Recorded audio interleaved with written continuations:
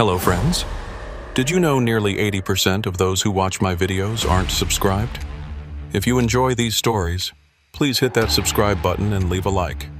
It really helps. Thank you for being here. By the way, where are you watching from? Let me know in the comments.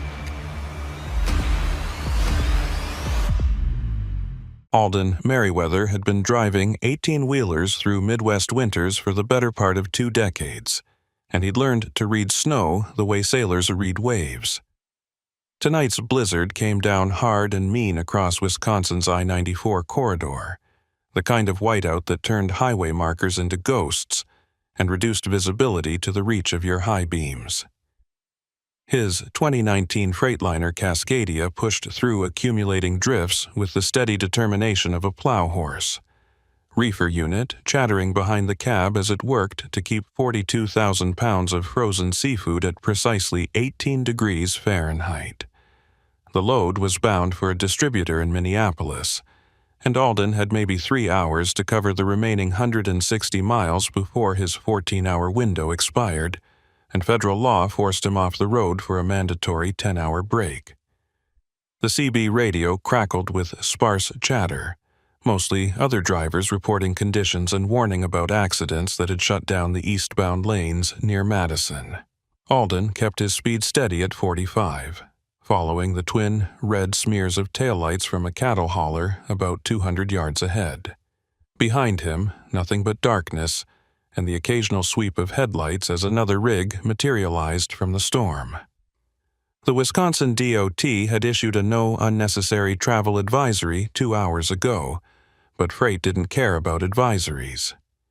Grocery stores needed their seafood deliveries, and companies didn't pay detention fees for weather delays unless you could prove the roads were officially closed.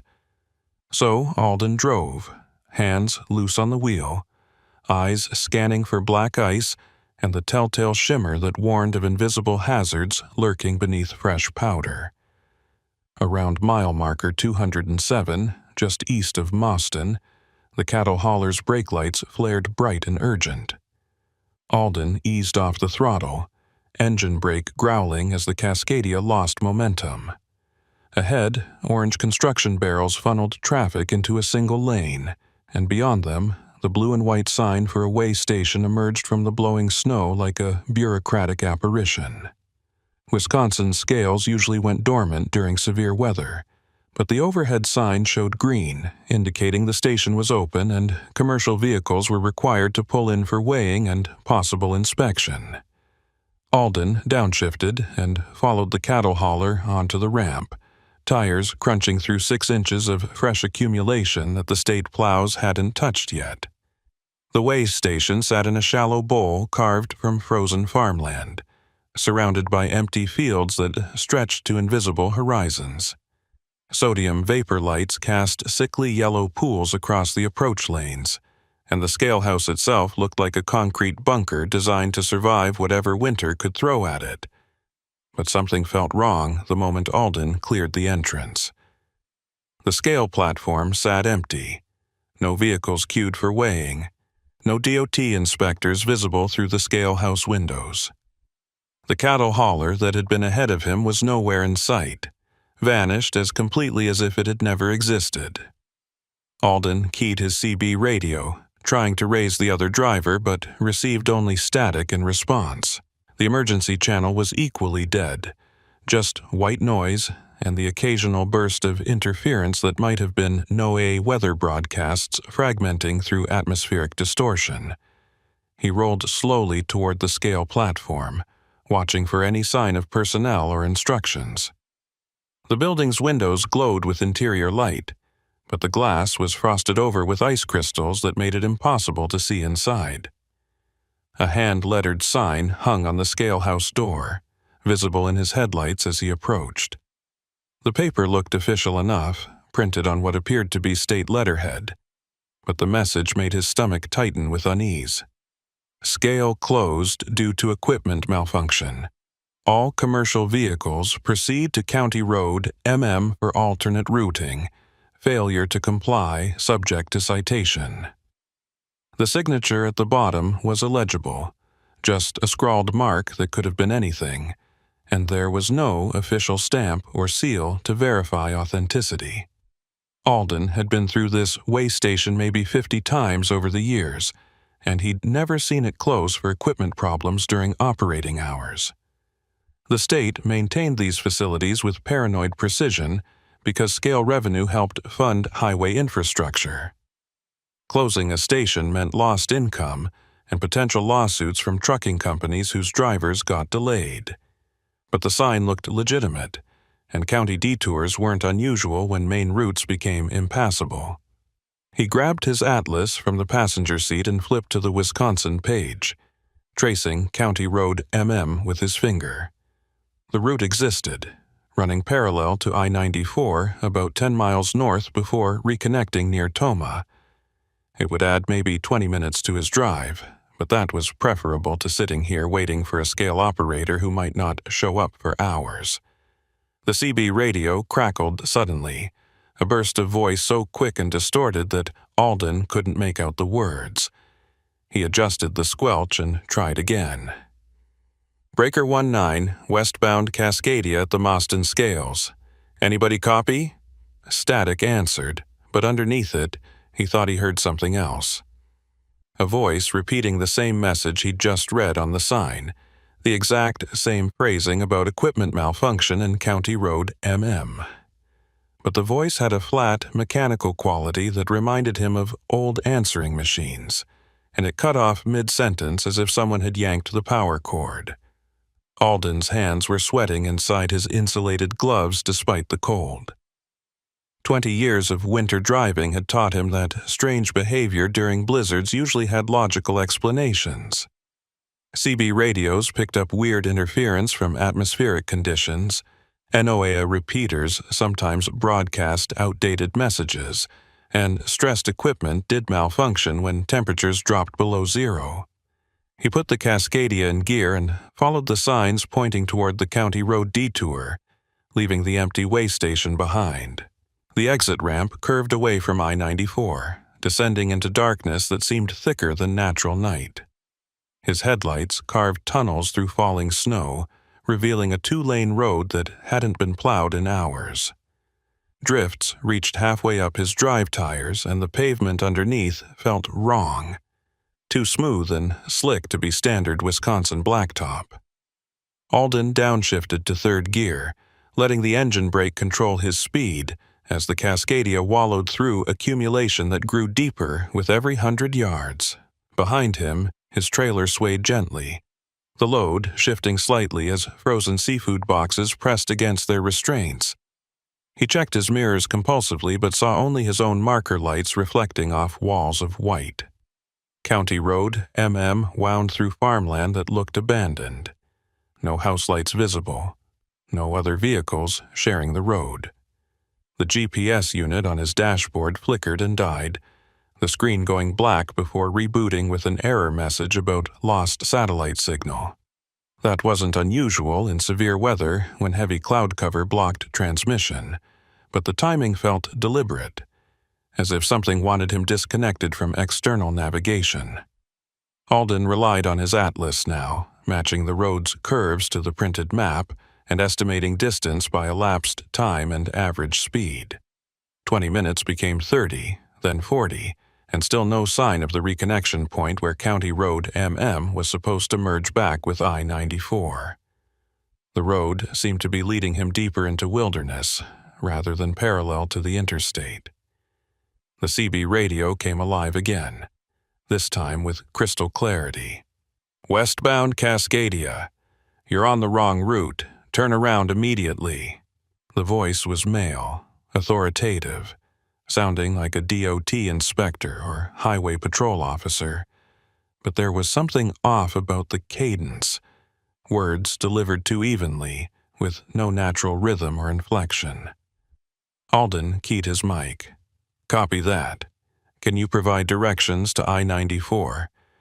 GPS is down and I've been following county road signs." Silence as stretched for 10 seconds, then the voice returned. "Turn around immediately. You're on the wrong route." Exactly the same words, same tone, same mechanical delivery. A recording, Alden realized. Someone was playing a recorded message on the emergency channel, probably trying to spook drivers into making mistakes. Up ahead, maybe half a mile through the storm, he spotted lights. Not the warm glow of a farmhouse or the harsh white of commercial flood lamps, but something in between. Amber and pulsing, like emergency flashers from a disabled vehicle.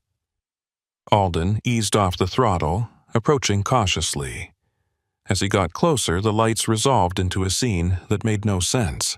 The way station, the exact same facility he'd left 40 minutes ago, sat beside the road as if it had always been there. Same concrete bunker design, same yellow sodium vapor lights, same hand-lettered sign hanging on the door. But that was impossible. He'd driven west continuously, following county road signs that should have led him away from the station's location.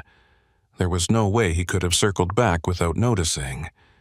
He stopped the Cascadia 50 yards from the building and set the parking brake, engine idling roughly in the cold. Something was very wrong, and 2 decades of experience screamed at him to get back to I-94 by any means necessary. But the storm had intensified while he'd been driving, snow falling so thick now that his wipers struggled to keep the windshield clear. Visibility was down to maybe 20 feet, and attempting to navigate blind through drifts that could swallow his truck entirely seemed like suicide. The way station offered shelter at least, and maybe a working phone to call dispatch for guidance. Alden grabbed his flashlight and emergency radio, then climbed down into wind that hit like a physical assault. The walk to the scale house door took 5 minutes, each step a battle against snow that reached his knees and wind that tried to knock him sideways. His flashlight beam barely penetrated the blizzard, showing only swirling white chaos punctuated by the building's bulk. The door was unlocked, which struck him as odd for a closed facility, but he pushed inside gratefully, escaping the wind's relentless assault. The interior was warmer than outside, but not by much, maybe 45 degrees Fahrenheit, as if the heating system had been running at minimum capacity for hours. Fluorescent lights hummed overhead, casting harsh illumination across a space that looked simultaneously modern and abandoned. The scalehouse reception area held the usual equipment: computer terminals for processing vehicle weights and inspections, filing cabinets stuffed with paperwork, coffee maker with a half-full pot that had turned to sludge. But everything was covered with a thin layer of dust, undisturbed by recent human activity. Alden called out, "Hello? Anybody here? I need to report road conditions and request guidance." His voice echoed strangely, as if the walls absorbed sound rather than reflecting it naturally. No one answered. He walked deeper into the facility, flashlight sweeping across empty offices and break rooms where personal belongings sat exactly as if employees had stepped out for a moment and never returned. In the main scale control room, Alden found something that made his throat constrict. Papers scattered across the desk, dozens of scale tickets printed and dated, but not from tonight. These receipts were dated 3 weeks in the future, showing vehicles that hadn't been weighed yet, drivers whose names he didn't recognize. The timestamps were equally impossible, listing weights recorded at times that hadn't occurred yet. February 17th, 0315, February 19th, 2247, February 22nd, 1603. Alden flipped through the stack, hands shaking as he realized every single ticket was dated between 2 and 4 weeks from tonight's date. Someone had printed an entire month's worth of fake documentation, or the equipment was malfunctioning in ways that violated basic physics. The CB radio on the control room desk crackled to life, and this time the voice was different, female, older, with the weary patience of a dispatcher who'd worked too many overnight shifts. "Attention, all westbound commercial traffic. Way station on I-94 mile marker 207 is experiencing equipment failures. All trucks are directed to County Road MM for alternate routing. This message will repeat.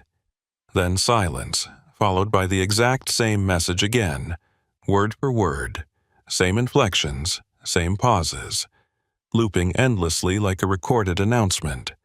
But the equipment wasn't playing a tape. The voice came through the CB's speaker with the characteristic static and compression of live transmission. Alden checked his watch. 1:17 a.m. He'd been off I-94 for over an hour now, and his load was approaching the temperature threshold where he'd need to either restore proper refrigeration or risk cargo damage. The reefer unit could run maybe another 3 hours on its independent diesel tank, but that assumed he'd be back on the highway and making progress. If he stayed stranded here, he'd face both cargo loss and violation of his hours of service limits. Neither option was acceptable. He needed to find a way back to I-94, storm or no storm, and get this load to Minneapolis before everything went wrong.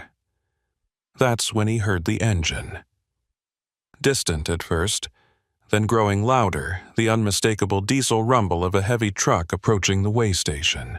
Alden moved to the window and wiped away frost with his glove, peering out into the blizzard. Headlights materialized from the storm, attached to a white Peterbilt pulling a covered wagon trailer. The rig rolled slowly toward the scale platform, exactly as Alden had done earlier, following procedure even though the facility appeared closed. Relief flooded through him. Another driver meant potential assistance, someone with working GPS or satellite communication who could coordinate with dispatch for proper directions. He hurried outside, flashlight waving to catch the other driver's attention.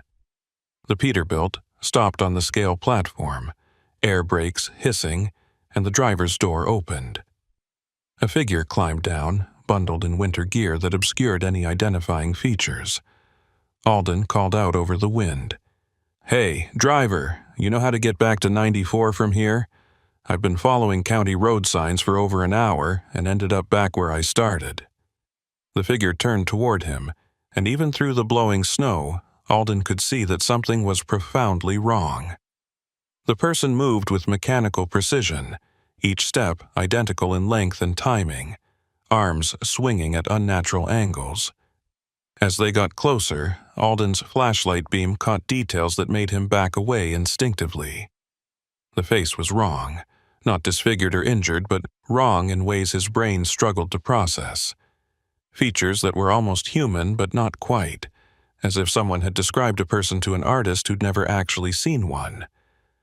Eyes that reflected his flashlight beam like an animal's, showing a greenish glow that human eyes didn't produce. Skin that had the waxy texture of cheap mannequins. The figure stopped 10 feet away and spoke in the same mechanical voice he'd heard on the CB radio. "Turn around immediately, you're on the wrong route." Then it stood motionless, waiting for a response it couldn't process. Alden ran. No thought, no planning. Just pure survival instinct driving him back toward his Cascadia through snow that seemed to clutch at his legs like frozen hands. Behind him, he heard nothing. No pursuit, no shouts, just the wind and his own ragged breathing. He reached the truck and hauled himself into the cab, slamming the door and engaging the locks with trembling fingers. The Cascadia's engine fired immediately, turbo-spooling as he threw the transmission into reverse and backed away from the way station without bothering to check his mirrors. The building vanished into the storm within seconds, swallowed by white chaos that erased its existence completely. He found pavement that felt like real highway, solid and properly maintained, and followed it west with desperate hope that it would lead somewhere recognizable. The CB radio stayed silent now.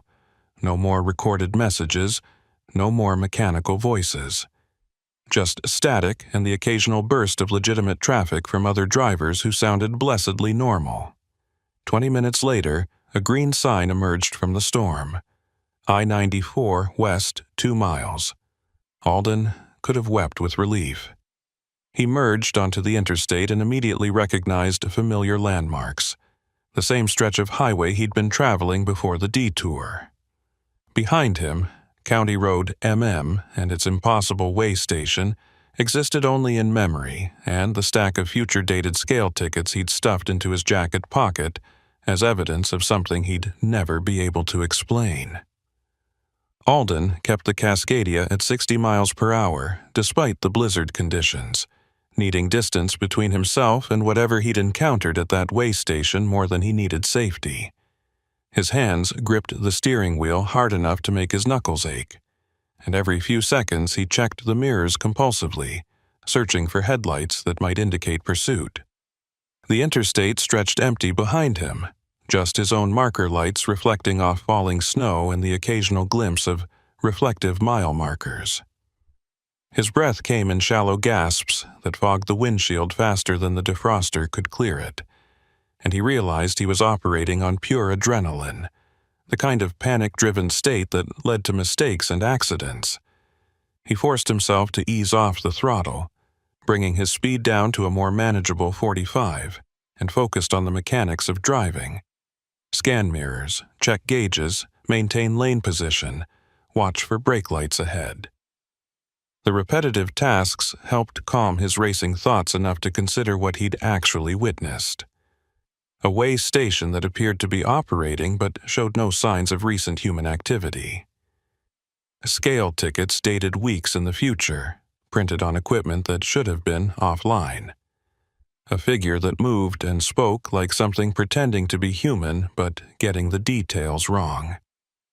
And most disturbing, the complete loop that had brought him back to the same location despite driving continuously west for over an hour.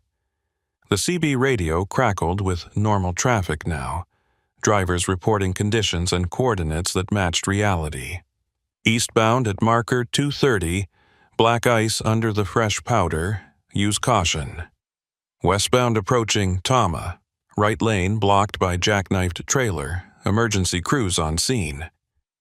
Anybody got road conditions west of Moston? Thinking about pulling off till this blows over. Real voices with natural inflection and regional accents blessed normalcy after the mechanical recordings that had guided him into nightmare territory. Alden keyed his mic, needing to hear his own voice contribute to the legitimate chatter. Westbound Cascadia just cleared Moston. Heavy accumulation, but roads passable if you keep your speed down and watch for drifts. A voice responded immediately, male, older, with the relaxed confidence of a veteran driver. Copy that, Cascadia. This your first run through a Wisconsin whiteout? Alden almost laughed at the question. Negative, driver. Been running these roads for 20 years. Tonight's just got me a little rattled. The other driver chuckled. Yeah, these storms'll do that. I've been driving 42 years and still get spooked when visibility drops to nothing. You running solo or you got a convoy? The question was innocent, just normal trucker conversation, but it reminded Alden how isolated he'd become during the detour. Solo, he admitted. Could use some company if you're headed west. I'm eastbound out of La Crosse, the voice replied. But I'll keep this channel open and monitor your progress. You got my back till you're clear of the weather.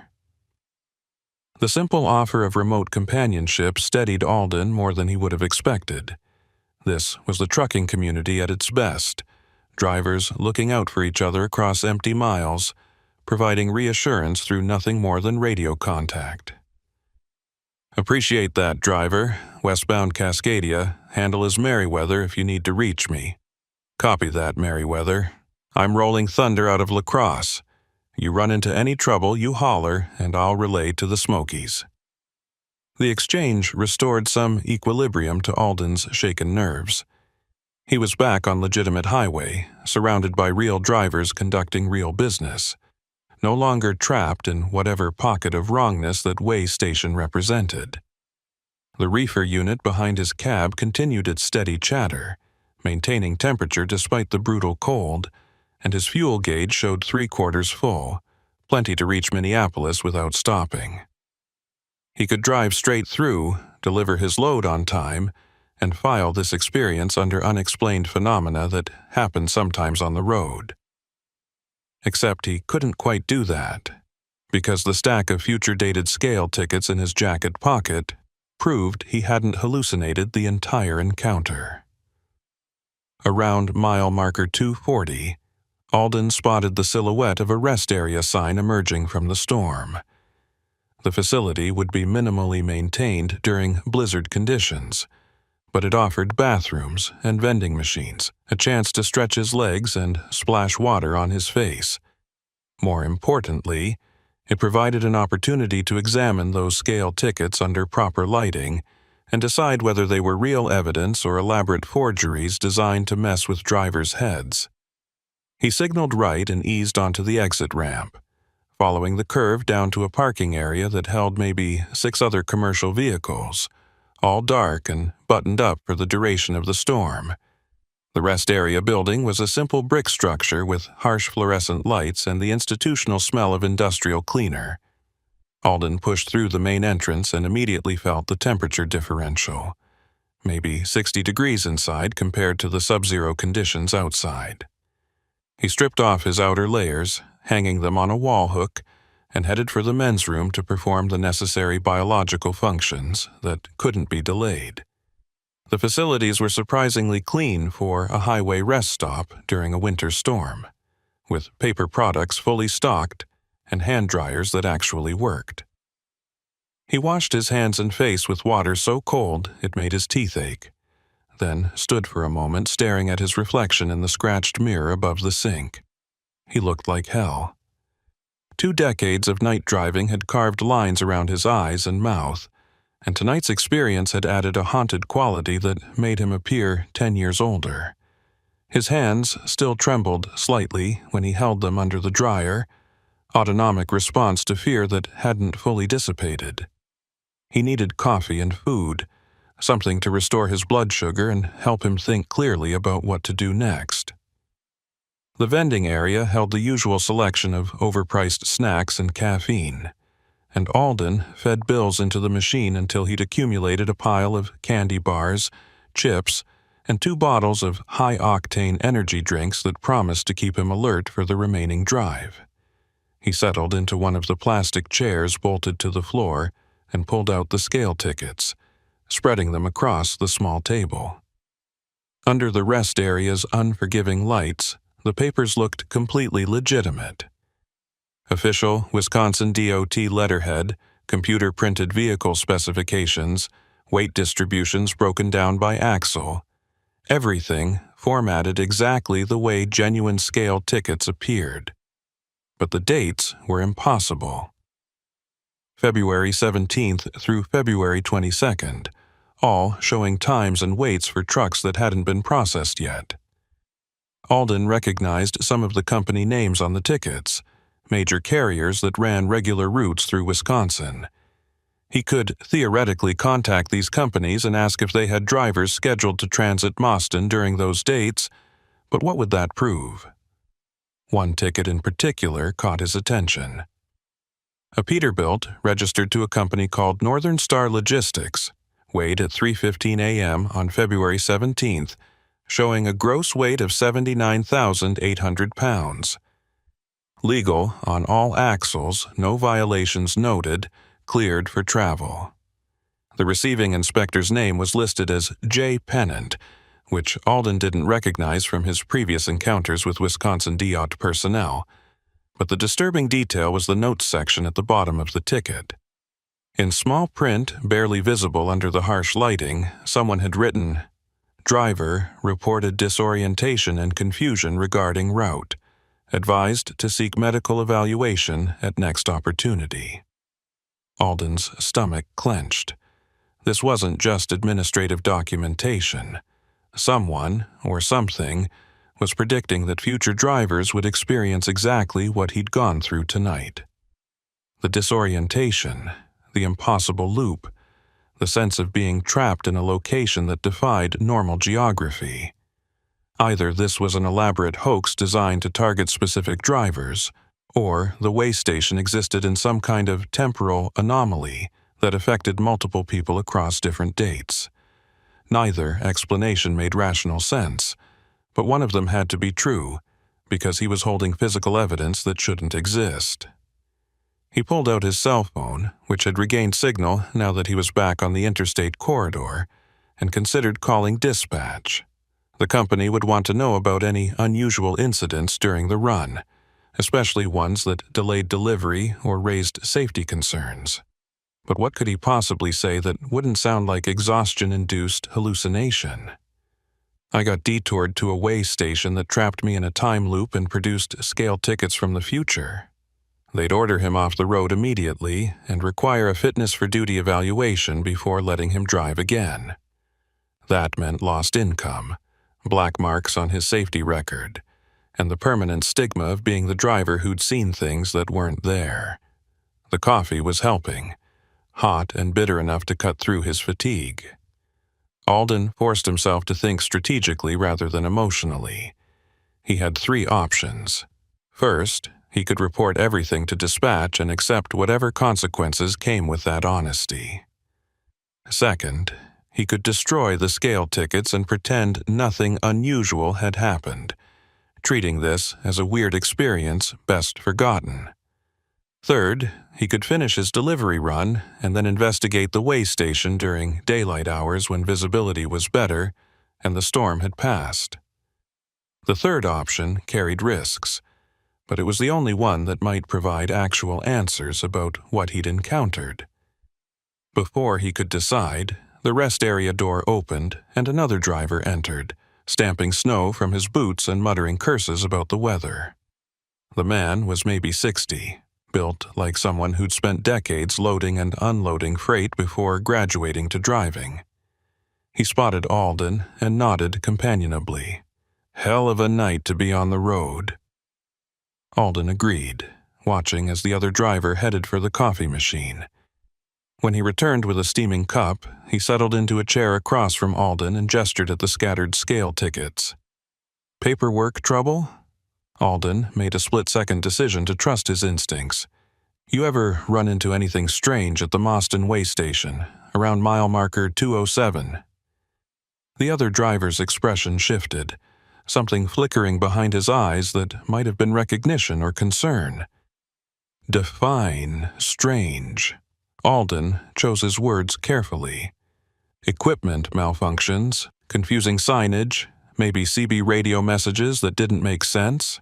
The driver was quiet for a long moment, sipping his coffee and studying Alden with the assessment of someone deciding whether to share information that might sound crazy. I'm Jory Pennant, the man finally said, and Alden's breath caught. The name from the scale ticket, the inspector who'd supposedly processed that future Peterbilt driver. Jory continued. I worked DOT enforcement for 15 years before I retired and went back to driving. That Moston station has a reputation, not official, nothing you'll find in company records, but drivers talk. Some of us have had experiences there that don't fit normal patterns. He leaned forward, lowering his voice even though they were alone in the rest area. I was working night shift maybe 8 years ago when we had a situation. Driver came through during a blizzard, got his weight ticket, proceeded on his route. Nothing unusual about the transaction. But 3 weeks later, that same driver showed up again with the same load, same truck, claiming it was his first time through our station. When we pulled his records, we had documentation of both visits, identical down to the axle weights. Alden felt cold that had nothing to do with the winter storm outside. What did you do? Jory shrugged. What could we do? Filed it as a clerical error. Assumed someone had duplicated paperwork. But I was the inspector on duty both times, and I remember both encounters clearly. Same conversation, same small talk about weather, same jokes. Like I was living the same interaction twice, separated by 3 weeks. He paused, then added, After I retired, I started asking around, quiet-like, talking to drivers who'd been through that station during severe weather. Found maybe a dozen who reported similar experiences, loops, disorientation, arriving at the station from directions that didn't make geographic sense. Did anyone figure out why? Alden asked, needing confirmation that he wasn't alone in experiencing this phenomenon. Jory shook his head. Best theory I heard came from a driver who used to be a physicist before he got into trucking. He talked about temporal distortions caused by extreme weather conditions interacting with electronic equipment. Something about how the scale's load cells and computer systems might create localized anomalies when temperatures and electromagnetic fields reached certain thresholds. Sounded like science fiction to me, but it was the only explanation that even attempted to address what people were experiencing. Alden showed Jory the stack of future-dated scale tickets. I found these tonight printed and sitting on the control room desk. Your name's on one of them. Jory examined the papers carefully, his expression growing more troubled with each page. This is my signature stamp, he confirmed, or a perfect forgery. But if these are legitimate documentation from the station's system, that means the phenomenon isn't just affecting drivers. It's affecting the equipment itself, processing transactions that haven't happened yet. He looked up at Alden with genuine concern. You need to report this to someone with authority to investigate. Not just company dispatch, but maybe state police or DOT administration. And tell them what? Alden asked, frustration bleeding into his voice. That I got trapped in a time loop and found evidence of future events. They'll pull me off the road faster than I can finish explaining. Jory acknowledged the point with a grimace. Fair enough. But you can't just ignore this. If that station is genuinely malfunctioning in ways that affect driver safety, it needs to be shut down and investigated. People could get hurt, or worse, if the anomalies become more severe. He stood, draining the last of his coffee. I've got a friend who works for the State Transportation Department, someone who might be willing to listen without immediately assuming we're crazy. Let me make some calls in the morning, see if we can get someone to take this seriously. Alden felt some of the weight lift from his shoulders. Having another person, especially a former DOT inspector, corroborate the way station's strange behavior made this feel less like personal delusion and more like legitimate phenomenon that deserved investigation. I appreciate that, he said sincerely. Meanwhile, I need to finish this run and get my load delivered. Can't afford detention penalties on top of everything else. Jory nodded understanding. You got my CB handle if you need anything. Rolling Thunder, usually monitor channel 19. And Merriweather, be careful out there. Whatever's happening at that station, it's not bound by normal rules. Don't assume you understand the limits of what it can do. The warning settled into Alden's bones as he gathered his trash and prepared to return to the storm. He'd spent 20 years on these roads believing he understood the risks, the variables that could turn a routine run into disaster. Mechanical failures, weather hazards, driver fatigue, all quantifiable dangers that could be managed through preparation and experience. But this was different. A threat that operated outside physical laws, creating situations where your location and time became uncertain. How did you prepare for that? How did you manage risks when geography itself became unreliable? Back in the Cascadia, Alden fired the engine and watched gauges climb to normal operating parameters. The reefer unit continued its faithful service, keeping his seafood load at proper temperature despite the hours of stress and deviation from planned route. His GPS had restored satellite lock, showing his current position and the remaining distance to Minneapolis with reassuring precision. Everything appeared normal, functional, ready to complete the delivery as contracted. But Alden knew that appearance was deceptive, that beneath the surface of routine commerce, something profoundly wrong was occurring at certain facilities during certain conditions. He pulled back onto I-94 westbound, merging into light traffic consisting mostly of other commercial vehicles whose drivers had decided the freight was worth risking the storm. The CB chatter continued its normal patterns, weather reports and traffic updates, delivered in the casual shorthand that truckers use to compress information into efficient transmissions. Alden listened without contributing, letting the familiar voices provide background comfort while his mind worked through the implications of what Jory had told him. If the Mostyn Way Station had been experiencing anomalies for at least 8 years, that meant dozens or potentially hundreds of drivers had encountered similar phenomena. Why hadn't this become public knowledge? Why weren't there investigations, news reports, official closures?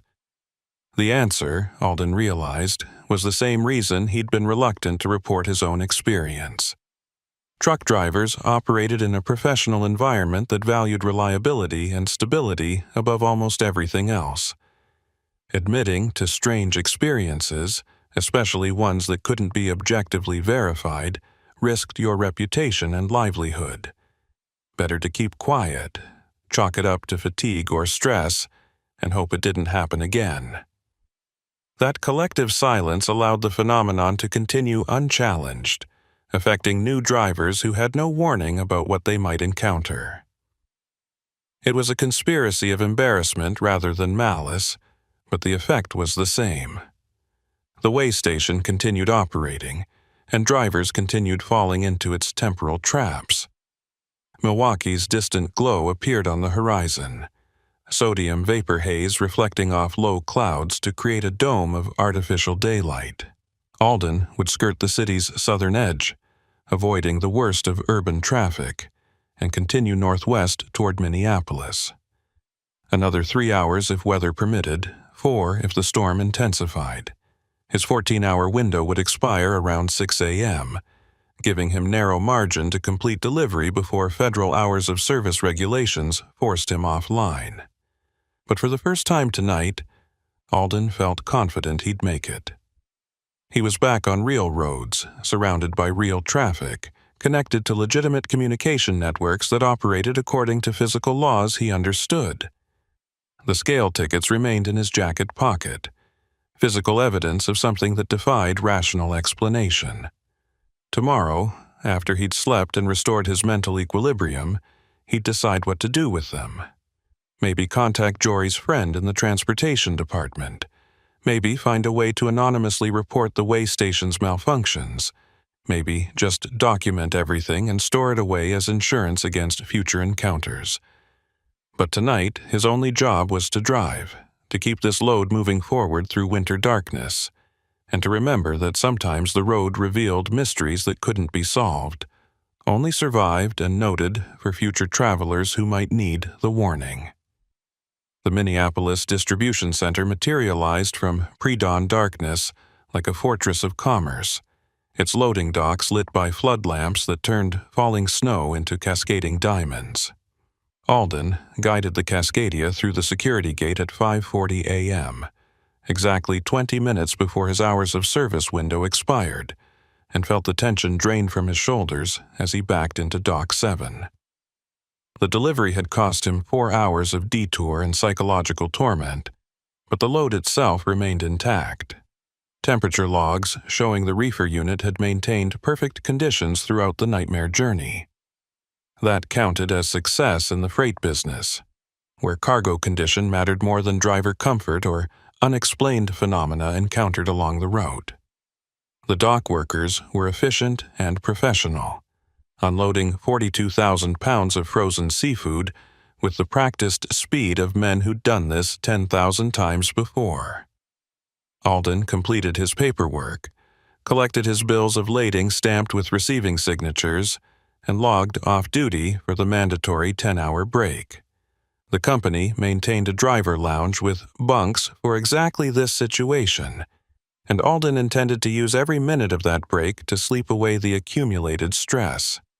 But first, he needed to make a call while the events were still fresh in his memory, and before his exhausted brain convinced him that fatigue had manufactured the entire experience. He found a quiet corner of the lounge and dialed dispatch, reaching the night supervisor who'd coordinated his load assignment. The woman answered with the brisk efficiency of someone managing 30 drivers across 6 states. Merriweather, good timing. I was about to ping you for status update. Load delivered? Alden confirmed delivery and provided the dock signature codes, then carefully broached the subject of his detour. I need to report unusual conditions at the Moston Way Station, mile marker 207 on I-94. Station appeared closed with signage directing trucks to County Road Detour. Followed signs for over an hour before realizing the route was circular. Eventually, found my way back to the interstate but lost significant time. The supervisor was quiet for a moment, keyboard clicking as she pulled up route information. Moston scales show operational status in the system, no closures or maintenance notices filed. Are you saying the signage was incorrect? Alden chose his words carefully, aware that this conversation would be recorded and potentially reviewed if the company faced liability issues. I'm saying the situation didn't match official records. Whether that's due to outdated signage, communication failures between DOT and your dispatch system, or something else, I can't determine. But drivers should be aware that detour instructions at that location may not be reliable, especially during severe weather. Noted, the supervisor replied, making the word sound like she was filing this under driver complaints that probably resulted from stress and poor visibility. I'll forward your report to Safety Department and request clarification from Wisconsin DOT. Meanwhile, you're logged off for 10 hours. Get some rest and we'll have another load lined up for you this afternoon. The call ended with professional pleasantries that felt hollow given what Alden had experienced. He'd done his duty by reporting the incident, but he could tell the company wasn't taking it seriously.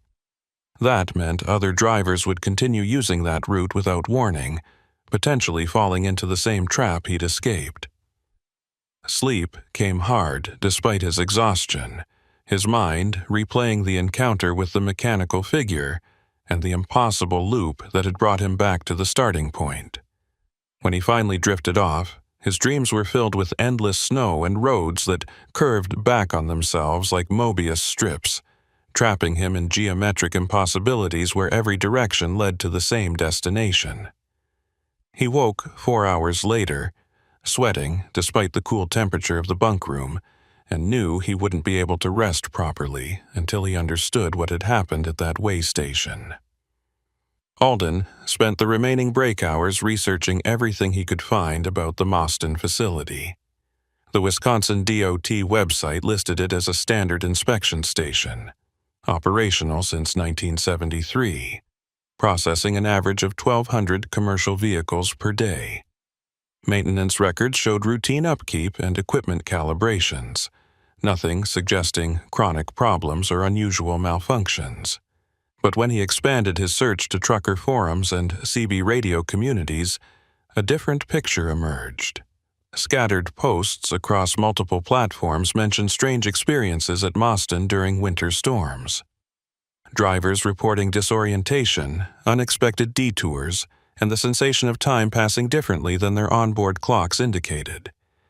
Most posts were quickly dismissed by other forum members as fatigue-induced confusion or weather-related stress, but the pattern was unmistakable once you knew to look for it.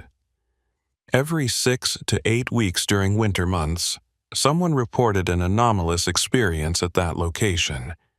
The frequency suggested this wasn't random hallucination, but something consistent and predictable, occurring under specific conditions that combined severe weather with nighttime operations. Alden cross-referenced the dates from his future-dated scale tickets with the forum posts and found something chilling. Several of the dates matched exactly with predicted storm systems according to extended weather forecasts. Someone, or something, was anticipating which nights would produce the conditions necessary for the phenomenon to manifest. His phone buzzed with a text message from Jory Pennant. Called my contact at State Transportation. She's interested but needs more than anecdotal reports. Can you meet me at a truck stop in Wisconsin Dells tomorrow morning? Bring those scale tickets. We might have enough evidence to trigger an official investigation. Alden replied affirmatively and felt a mixture of relief and apprehension. Moving this from personal nightmare to official inquiry meant validation that he wasn't crazy, but it also meant deeper involvement with something that clearly operated outside normal boundaries. Still, if there was a chance to protect other drivers from experiencing what he'd gone through, the risk was worth taking. The afternoon load assignment took Alden northeast toward Green Bay with a trailer full of automotive parts, a routine run that should have felt mundane after the previous night's trauma. But he found himself hyper-aware of every road sign and exit marker, checking his GPS compulsively to ensure he remained on the planned route. The winter storm had passed, leaving behind crystalline skies and temperatures that plunged to 10 below zero. The roads were clear, traffic was light, and nothing about the drive suggested any possibility of unusual events. Yet Alden couldn't shake the feeling that something was watching him, tracking his movements through mechanisms he couldn't identify. Around 4 p.m., his phone rang with a number he didn't recognize. He answered using the hands-free system, expecting either a spam call or company dispatch with route modifications. Instead, he heard a woman's voice, professional and direct. "Is this Alden Merriweather, the driver who filed a report about Mostyn Way Station?" Alden confirmed his identity cautiously. The woman introduced herself as Maeve Reddick, investigator with the Wisconsin DOT's Safety Compliance Division. "Jory Pennant contacted me about your experience last night. I'd like to ask you some questions, if you have time to talk while you're driving." Alden's pulse quickened. An actual investigator, not just a sympathetic former inspector, but someone with authority to access official records and mandate facility inspections. "Yes, ma'am, I can talk. What do you need to know?" Maeve's questions were methodical and detailed, covering everything from the exact time he'd entered the way station to specific wording on the detour signage. She asked about weather conditions, visibility estimates, other vehicles he'd observed, and the mechanical voice on the CB radio. Her tone remained neutral throughout, neither dismissive nor overly credulous, just gathering information with professional thoroughness. When Alden described finding the future-dated scale tickets, Maeve went silent for several seconds. "You're certain about those dates? Not just misprinted or displaying wrong year due to computer error?" Alden had anticipated the question and provided specific details. "I have the tickets with me, multiple dates ranging from February 17th through 22nd, all with complete vehicle information and your department's official formatting. I can photograph them and send the images if that would help." Maeve agreed immediately, providing an email address for secure document transmission. "Do that as soon as you're safely stopped. And Mr. Merriweather, I need you to understand something. What you're describing isn't just unusual, it's potentially evidence of criminal activity." The statement hit Alden like cold water. Criminal activity? I thought we were dealing with equipment malfunction or some kind of temporal anomaly. Maeve's laugh was short and humorless. "Temporal anomalies aren't in my jurisdiction, but fraudulent documentation, unauthorized use of state facilities, and possible robbery schemes targeting commercial drivers definitely are. Those scale tickets you found might be part of a sophisticated operation that's been using weather conditions and driver vulnerability to commit theft or worse. We've had reports, unconfirmed until now, about trucks disappearing in that area during blizzards, loads never delivered, drivers never reaching their destinations, entire rigs vanishing as if they'd never existed." Alden felt his chest constrict. He'd been thinking about this in terms of weird phenomenon, an unsolved mystery that defied explanation but didn't necessarily threaten physical safety. But if Maeve was right, the way station wasn't just malfunctioning. It was being used as bait in a trap designed to isolate and victimize commercial drivers during conditions when help would be hours away and visibility made investigation nearly impossible. "What kind of theft are we talking about?" he asked, though part of him didn't want to know the answer. High-value cargo primarily, Maeve explained. Electronics, pharmaceuticals, anything that can be quickly fenced through black market channels. The pattern suggests they monitor CB radio traffic and DOT databases to identify valuable loads, then use the fake closure signs to divert drivers onto county roads where accomplices can intercept them away from the main highway. The future-dated scale tickets might be part of their planning process, documenting which trucks they intend to target on upcoming nights based on weather forecasts and shipping schedules. It's actually quite sophisticated if our theory is correct. Alden thought about the mechanical figure he'd encountered, the one that moved with inhuman precision and spoke in recorded phrases. "I saw someone at the station," or something that looked like a person but moved wrong. Could that have been part of the operation? Maeve's response was immediate and sharp. "Describe exactly what you saw. Every detail you remember." Alden walked through the encounter, from the approaching Peterbilt to the figure that climbed out and spoke in mechanical repetitions. When he finished, Maeve was quiet for a long moment.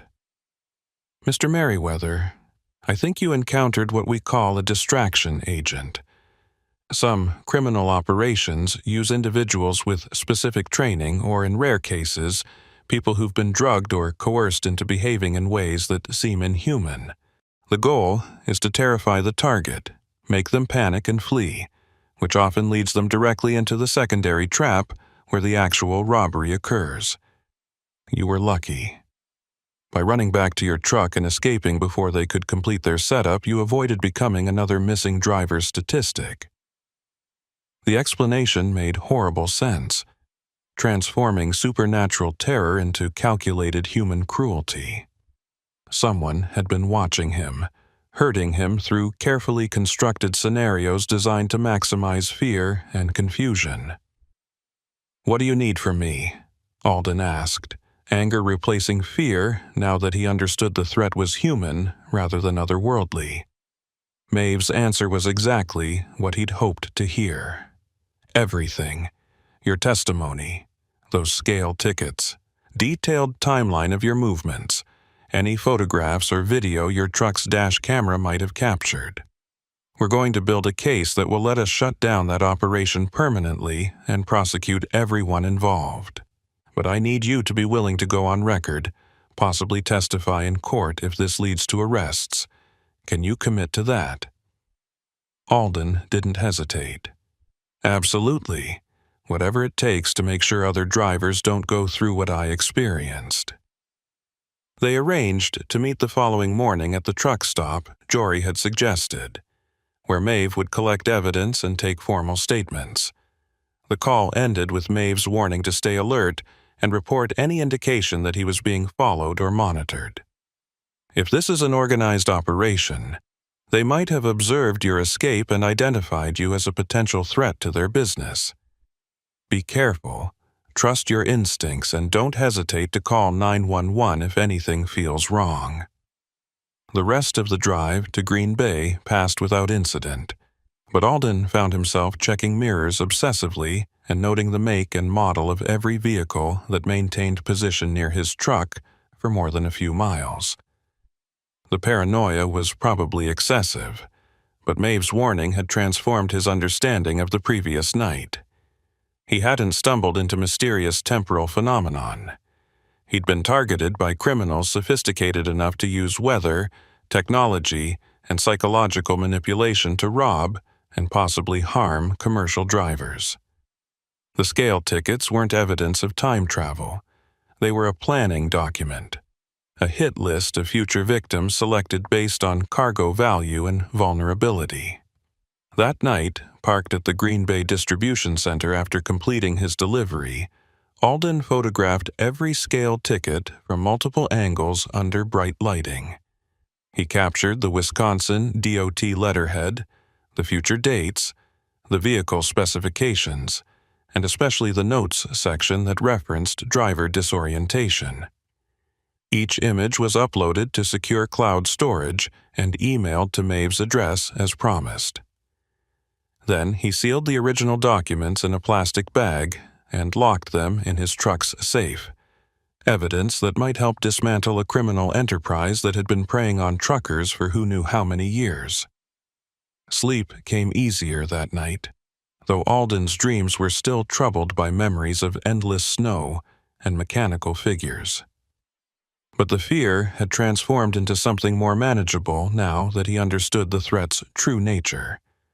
Criminals could be caught, operations could be shut down, and drivers could be warned about specific tactics and locations.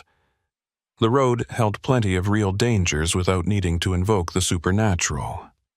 Human predators were more than sufficient to fill the darkness with threats that required vigilance and community cooperation to overcome. Morning found Alden driving south toward Wisconsin Dells, where he'd meet Jory and Maeve at a truck stop that catered to the commercial traffic flowing through the interstate corridor. The facility was large and well-maintained, with separate parking for law enforcement and emergency vehicles. Alden spotted Maeve immediately, a woman in her early 40s wearing a DOT inspector's jacket and carrying a tablet computer that probably contained years of investigation files. Jory stood beside her, and together they looked like exactly what they were: professionals determined to solve a problem that had persisted too long in the shadows. The interview took 2 hours, with Maeve recording every word while taking notes on her tablet. She asked Alden to walk through the experience multiple times, each iteration focusing on different details: times, locations, exact wording of signs and CB transmissions, physical descriptions of the figure he'd encountered, mechanical specifications of the Peterbilt that had approached the way station. Some questions seemed irrelevant until Maeve explained how each detail might connect to other reports or help identify patterns in the criminal operations methodology. When Alden produced the scale tickets, Maeve's expression shifted to something between satisfaction and concern. She photographed each document, then examined them under a portable ultraviolet light that revealed watermarks and security features invisible to normal vision. "These are genuine Wisconsin DOT forms," she confirmed. "Not forgeries or printouts from downloaded templates. That means whoever created them had access to our restricted supply chain, probably through a corrupt employee or a sophisticated theft from one of our facilities. This just became a much bigger investigation than I initially thought." Jory had been quiet through most of the interview, but now he spoke up. "How many drivers do you think they've targeted successfully? The ones who didn't escape like Alden did?" Maeve's face darkened. "We have 7 missing truck reports from that corridor over the past 3 winters. Drivers who entered the area during blizzard conditions and simply vanished. No bodies found, no abandoned vehicles, no cargo recovered. Their companies filed insurance claims and moved on, treating them as tragic accidents where the drivers probably went off-road in poor visibility and haven't been discovered yet. But if your theory is correct, those drivers were intercepted by this operation and either killed or forced to abandon their vehicles, which were then stripped and sold through criminal networks." The number hit Alden like a physical blow. 7 drivers, 7 families wondering what happened to their loved ones, 7 loads of cargo stolen, and an unknown amount of money flowing to criminals who'd perfected their predatory system over multiple years. "What happens now?" he asked, needing to know that this information would lead to action rather than just adding to a file that gathered dust in some bureaucratic archive. Maeve's smile was grim but determined. "Now we set a trap of our own. We use your testimony and these scale tickets to get warrants for surveillance equipment at the way station. We coordinate with state police to establish undercover presence during the next predicted blizzard. And we catch these people in the act, document their operation, and build cases that will put them away for decades." She stood, offering her hand to Alden. "You did the right thing coming forward. A lot of drivers would have tried to forget what happened and avoid making waves.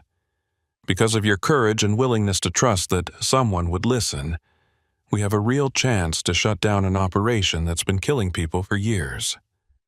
3 weeks passed before Maeve contacted Alden again, and during that time he'd driven nearly 8,000 miles through 7 states, delivering everything from frozen food to industrial machinery. Every load felt routine compared to that night at the Moston way station, but the experience had changed something fundamental in how he approached the job. He varied his routes now, avoiding predictable patterns, and he monitored weather forecasts with obsessive attention, planning his trips to minimize exposure to severe conditions. The freedom and independence that had initially attracted him to trucking had been replaced by constant vigilance, the awareness that roads he'd trusted for 2 decades might harbor traps designed by people who understood driver psychology well enough to exploit it. Maeve's call came on a Tuesday afternoon while Alden was fueling at a truck stop outside of Des Moines. "We have movement," she said without preamble. "Weather Service is predicting a major blizzard system moving through central Wisconsin tomorrow night, conditions nearly identical to what you experienced. We've established surveillance around the Moston station and we have assets in place, but I need to ask you something, and you're free to refuse without any judgment." Alden felt his stomach tighten with anticipation. "What do you need?" "We need bait," Maeve explained. "A legitimate, high-value load that will attract their attention and give us probable cause to intercept when they make their move. You've already proven you can handle the psychological pressure, and you know their tactics. If you're willing to run another load through that corridor during the storm, with full law enforcement support and tracking, we can catch them in the act." The request should have terrified him, but instead Alden felt a strange calm settle over his thoughts. This was an opportunity to transform his victimization into action, to help ensure that the 7 missing drivers and however many other targets hadn't suffered for nothing. "What's the load?" he asked, already knowing he'd accept regardless of the cargo. Maeve's relief was audible. Electronics, high-end computer equipment worth about $3 million. Legitimate shipment from a manufacturer in Illinois to a distribution center in Minneapolis, same route you ran 3 weeks ago. The company's cooperating fully and understands the risks. We'll have unmarked vehicles tracking you from the moment you enter Wisconsin, and we've positioned tactical teams at multiple points along I-94. If they take the bait, we'll have them boxed in with no escape routes. The plan was solid, backed by resources and personnel that individual drivers could never access. But Alden knew from experience that plans rarely survived contact with reality, especially when dealing with criminals sophisticated enough to have operated successfully for years. What if they recognize me? My truck, my face, anything that marks me as the driver who got away. Maeve had anticipated the concern. "We're putting you in a rental rig, unmarked cab with temporary plates. You'll be using a different CB handle, and we'll have altered your load documentation to show a fictional company. As far as they know, you're just another driver hauling valuable cargo through bad weather." Alden agreed to the operation and spent the following day preparing mentally for what would essentially be a law enforcement sting with him as the lure. The Illinois pickup went smoothly, loading dock workers securing $3 million worth of computer equipment into a 53-foot dry van trailer that was then sealed with tamper-evident locks and GPS tracking devices hidden in multiple locations. The rental truck was a 2021 Kenworth T680, newer and better equipped than his usual Cascadia, with communication systems that included encrypted channels linking him directly to Maeve's command post. He rolled out of the shipping facility at 4 p.m., giving him plenty of time to reach the critical corridor before the blizzard intensified. The weather forecast had been refined throughout the day, and meteorologists were now predicting whiteout conditions across central Wisconsin starting around 10 p.m. and continuing through dawn. Perfect conditions for the criminal operation to attempt another interdiction, assuming they monitored weather as carefully as Maeve believed. The drive north was uneventful, just miles of interstate passing beneath his wheels while the western sky darkened with the approaching storm system. Maeve's voice came through the encrypted channel as Alden crossed into Wisconsin. "We have eyes on you from multiple positions. 2 unmarked vehicles are maintaining loose follow, and we have a helicopter on standby if visibility permits aerial surveillance. Remember, your job is just to drive normally. Don't acknowledge any unusual signage or detour instructions until we give you the go-ahead. If they make contact via CB radio, engage naturally, but don't mention anything that might spook them." Alden acknowledged the instructions and settled into the focused mindset he'd developed over 20 years of night driving, letting muscle memory handle the mechanics while his conscious mind stayed alert for anything out of pattern. The first snowflakes hit his windshield around 9:30, fat and lazy, melting instantly on the heated glass. Within 20 minutes, the storm had intensified to the point where visibility dropped below a quarter mile, and Alden reduced his speed to 45 miles per hour, matching the pace of other commercial traffic. The CB radio carried normal chatter, drivers reporting conditions and warning about accidents. Nothing that suggested criminal monitoring, but Alden knew they were listening, filtering through the routine transmissions to identify potential targets based on cargo value and route vulnerability. Mile marker 207 appeared through the blowing snow like a phantom, and Alden felt his pulse accelerate despite knowing he had backup this time. The way station exit was barely visible, orange barrels funneling traffic toward the facility's entrance, and the overhead sign showed green just as it had 3 weeks ago. "I'm approaching the station," Alden reported on the encrypted channel. "Sign indicates it's open." Maeve's response was immediate. "Copy that. We're tracking your position. Proceed as if you're complying with the normal way station requirements. We need to see if they've posted the fake closure sign." Alden followed the ramp down into the familiar bowl-shaped facility, and his headlights immediately caught the hand-lettered notice on the scale house door. The exact same message, the same paper and formatting, directing commercial vehicles to County Road MM for alternate routing. "Detour sign is posted," he reported. Same wording as before. Maeve's voice carried suppressed excitement.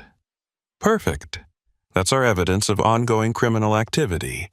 Now, here's where it gets interesting. We want you to follow their detour instructions, but we'll have vehicles ahead and behind you the entire route. They won't be able to intercept without engaging law enforcement." The county road detour felt even more menacing this time, knowing what it represented. Alden followed the signs away from I-94, descending into darkness that seemed to swallow his headlights, and watched his mirrors for the unmarked police vehicles that Maeve promised were maintaining surveillance. But the mirrors showed only his own marker lights reflecting off falling snow. No other traffic visible despite assurances of constant backup. The CB radio crackled with the familiar mechanical voice, the one that had warned him before. "Turn around immediately. You're on the wrong route." But this time Alden recognized it for what it was, a recording designed to create confusion and fear.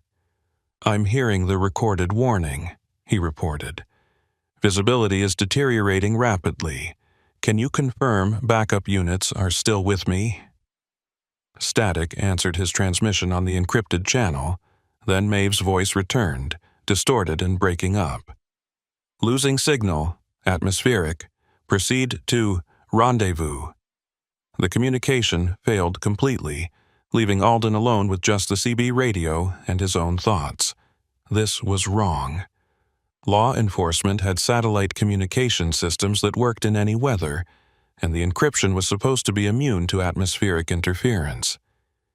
Either the storm was more severe than predicted, or something was actively jamming his communication systems. The way station appeared ahead exactly as before, emerging from the blizzard as if it had been waiting for his return. Alden's chest constricted with the realization that he'd been led into the same trap, despite all the planning and backup. The criminals had either detected the surveillance operation and eliminated it, or they possessed capabilities that law enforcement had underestimated. He grabbed his CB mic and broadcast on the emergency channel.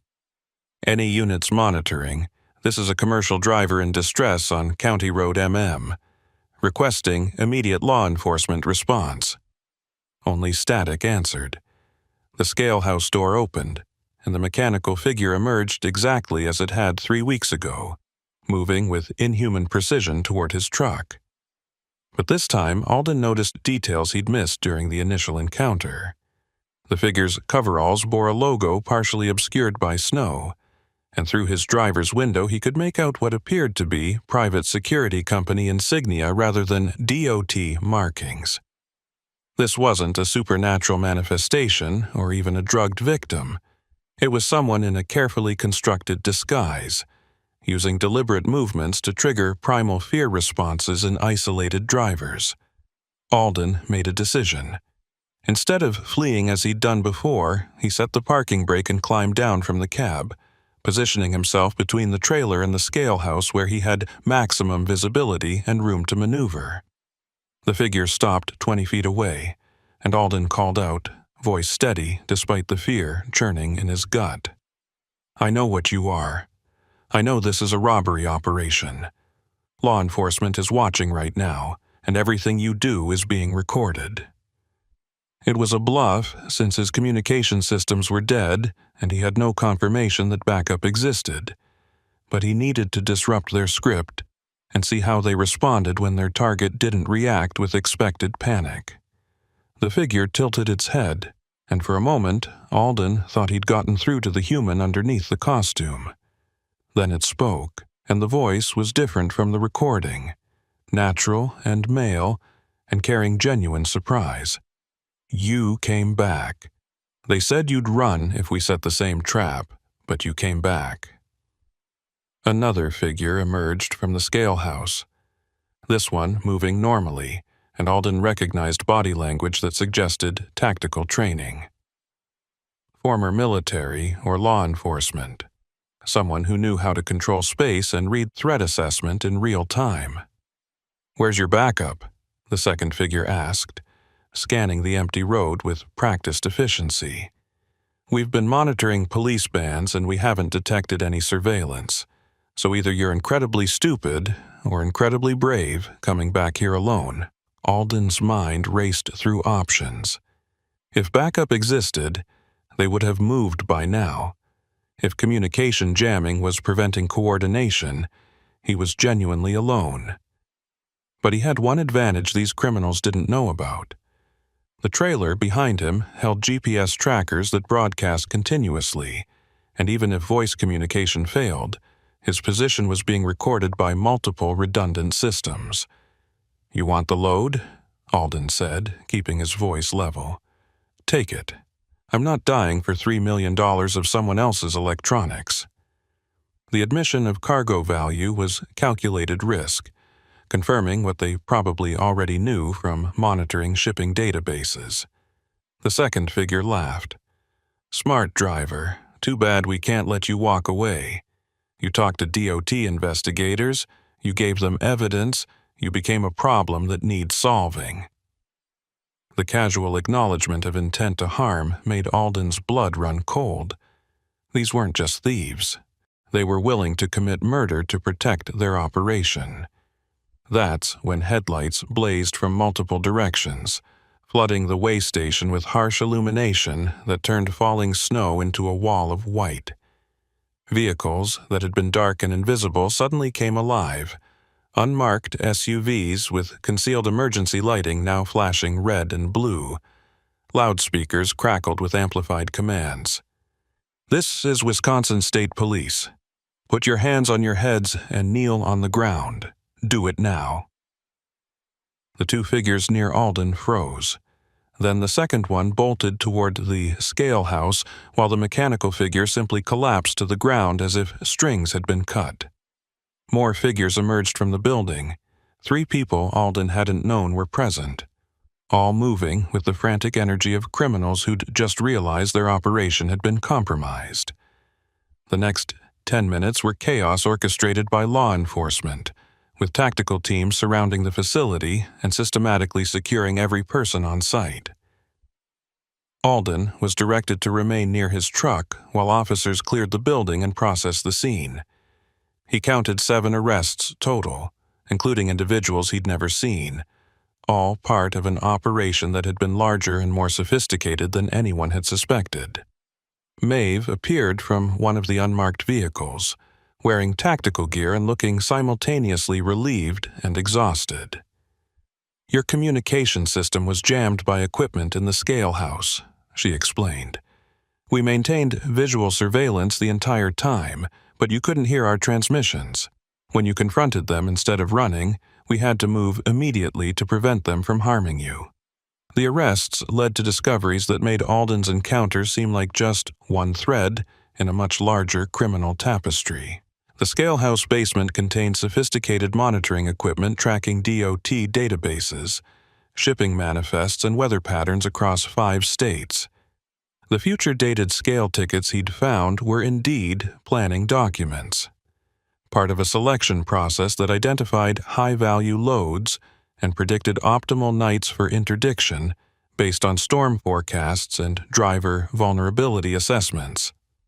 Most disturbing were the records indicating successful thefts over a 4-year period, representing millions in stolen cargo and at least 9 missing drivers whose families had never received closure. The investigation expanded to include federal agencies when evidence revealed the operation had been fencing stolen goods through international networks. Several arrested individuals agreed to cooperation deals, providing testimony about the organization's structure and methods. Alden spent 3 days giving depositions and walking investigators through every detail of both his initial encounter and the sting operation. The prosecutor handling the case called him a hero, but Alden didn't feel heroic. He felt like someone who'd survived something that should have been impossible, then gotten lucky enough to help dismantle it before more people died.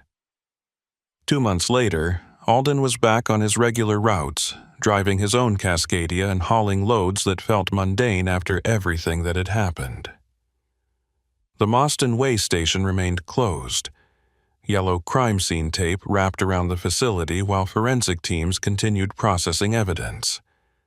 Wisconsin DOT had issued public advisories warning drivers about the criminal operation and encouraging anyone who'd experienced similar encounters to contact investigators. The response had been overwhelming, with dozens of drivers coming forward to report incidents they'd previously been too embarrassed or frightened to mention. But closure remained elusive.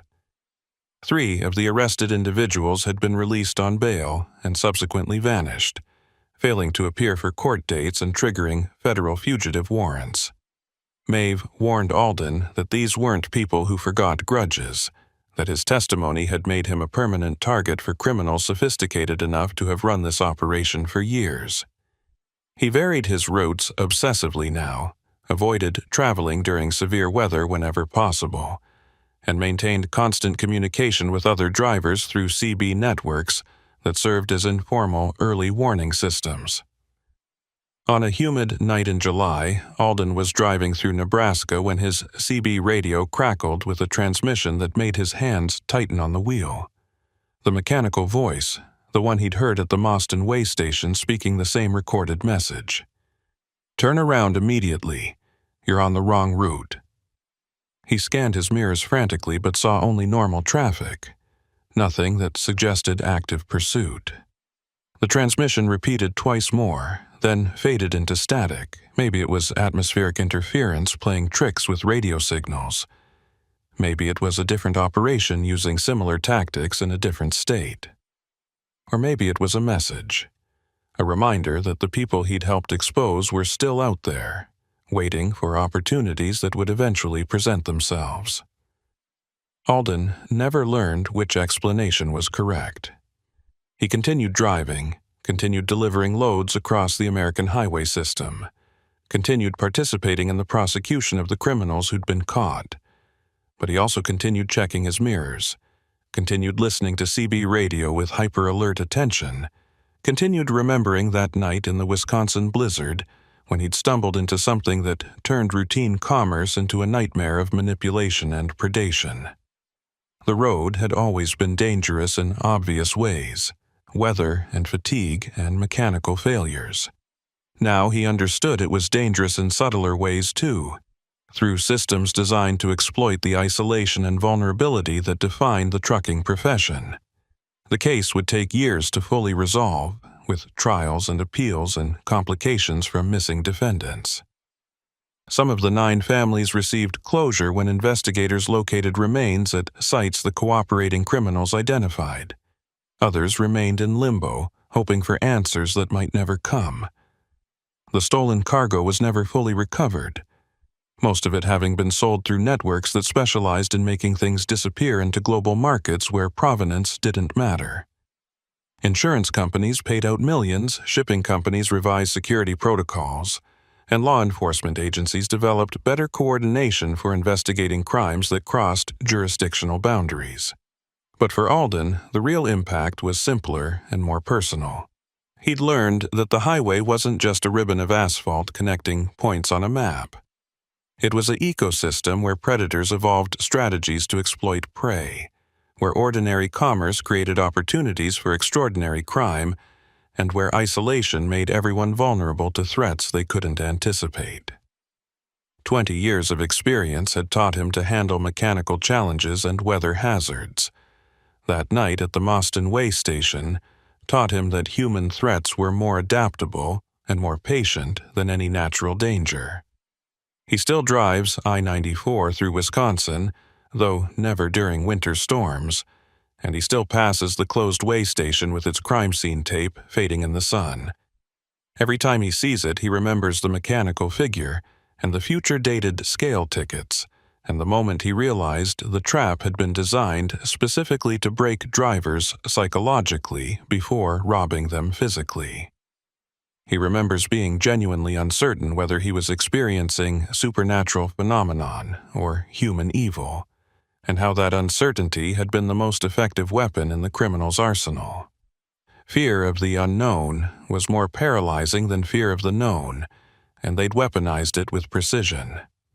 The highway doesn't care about stories or survival or justice. It just keeps extending forward into darkness, carrying trucks that hold everything American commerce requires. And somewhere in that darkness, people still wait for opportunities created by weather and isolation, and the trust that drivers place in signs and systems they assume operate according to legitimate rules. Alden knows this now in a way he didn't before. Knows it with the certainty of someone who's seen behind the curtain and can never quite forget what lurked there. He drives carefully, watches constantly, and shares his experience with other truckers who need to understand that threats on the road aren't always the ones you can see coming through your windshield. Some nights, when the CB radio crackles with static that sounds almost like words, he wonders if the fugitives are still operating somewhere, using different locations and refined tactics to continue preying on drivers. Other nights, he convinces himself that their arrest destroyed the operation completely, and any similar reports are just coincidence or copycat crimes. But deep down, in the place where 20 years of road wisdom accumulates, he suspects the truth is somewhere between those extremes. The way station might be closed, but the psychology it exploited remains constant. Drivers will always be vulnerable during storms, always isolated enough to become targets, always dependent on systems they trust to guide them safely through the dark. Thorne Galloway had been hauling livestock feed across the Midwest for 11 years, and he'd learned to respect winter with the kind of cautious reverence normally reserved for wild animals and unstable explosives. Tonight's run should have been straightforward. A simple delivery of cattle feed from a mill in Sioux City to a ranch operation outside of Fort Dodge, Iowa, following US 20 through flat prairie country where blizzards could materialize out of clear skies with terrifying speed. The weather forecast had called for light snow starting around midnight, accumulation of maybe 2 inches, nothing an experienced driver couldn't handle. But forecasts were predictions, not guarantees, and the storm that hit at 10:30 p.m. came down with the violence of something that had been building pressure for days rather than hours. Thorne's 2018 Peterbilt 389 pushed through snow that transformed highway into guesswork, visibility dropping from a quarter mile to 50 feet in the span of 15 minutes. His headlights carved tunnels through white chaos, revealing nothing but more snow and the occasional reflective marker post that confirmed he was still on pavement, rather than drifted into the agricultural fields stretching endlessly on both sides. The reefer unit wasn't necessary for this load, just a standard dry van filled with 50-pound bags of feed supplements stacked on pallets and secured with cargo straps. 22 tons of grain and minerals that ranchers needed to keep their cattle healthy through winter, and Thorne had promised delivery by morning because livestock didn't care about weather delays.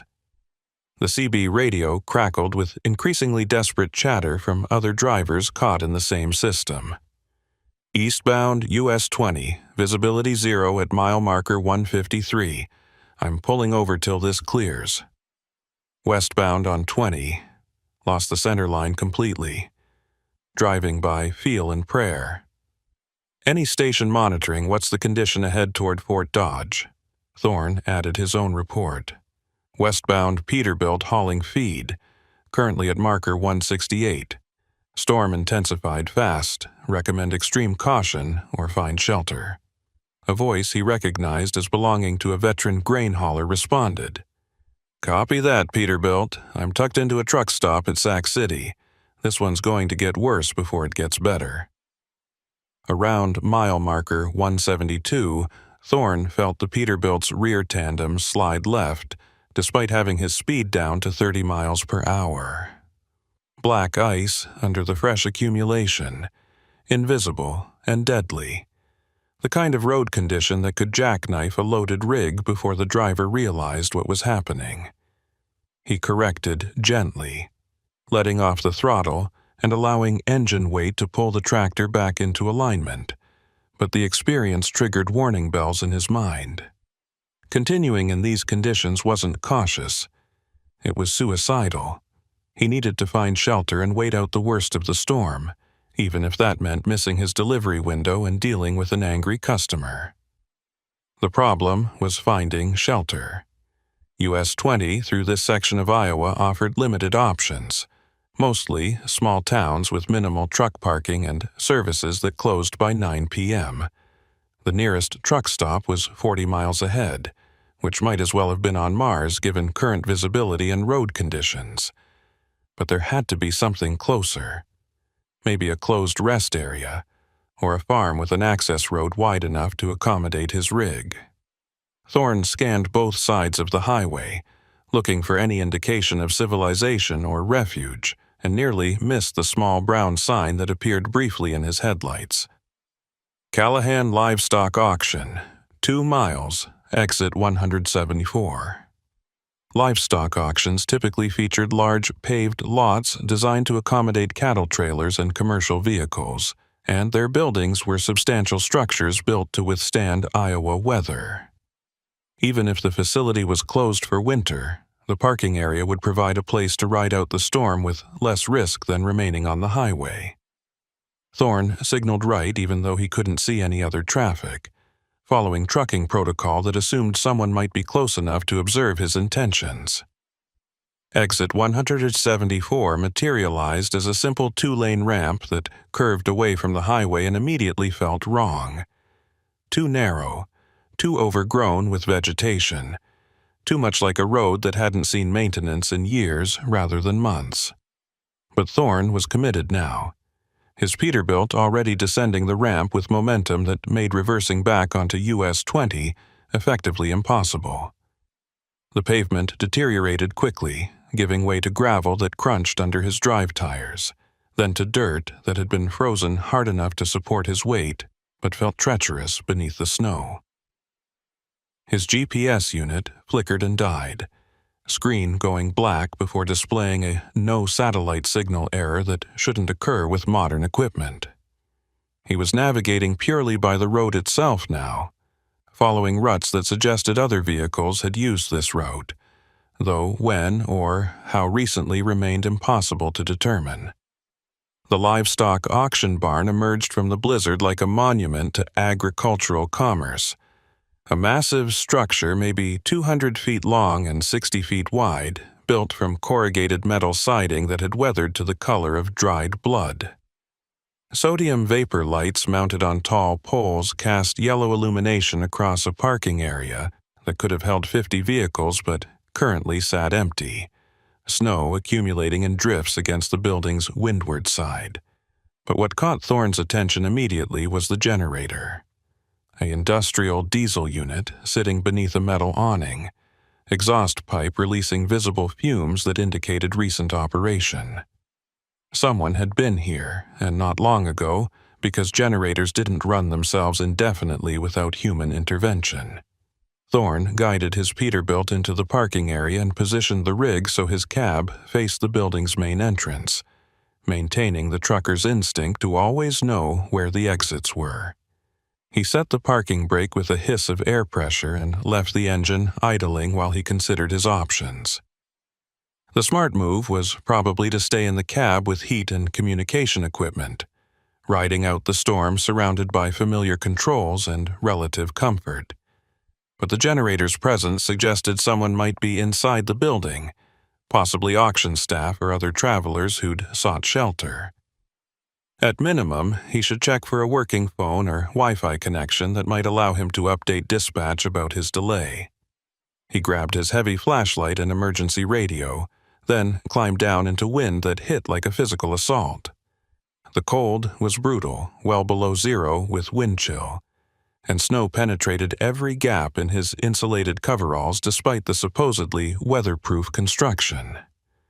The walk to the barn's main entrance took maybe 30 seconds, but felt like crossing an Arctic wasteland, each step requiring conscious effort to maintain balance on ground made treacherous by ice and drifts. The entrance was a human-sized door set into the larger framework of loading gates designed for livestock trailers, and it opened with surprising ease when Thorne tested the handle.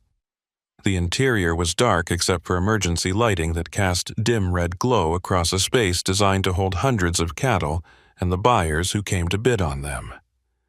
Concrete floors sloped gently toward the central drains, and metal pens divided the space into sections that could be configured for different animals or crowd sizes. The air carried the smell of hay and animals, even though the facility appeared empty, decades of agricultural commerce having soaked into the building's bones until it couldn't be scrubbed away by mere abandonment. But the temperature inside was warmer than outside, maybe 45 degrees, suggesting the generator was powering heating elements or at least preventing the building from matching exterior conditions. "Hello?" Thorne called, his voice echoing strangely in the cavernous space. "Anybody here? I'm a commercial driver seeking shelter from the storm." No one answered, but he heard something else, a faint metallic ringing, like wind chimes or bells, coming from deeper in the building. The sound was rhythmic and almost musical, rising and falling with a pattern that suggested natural causes rather than mechanical ones.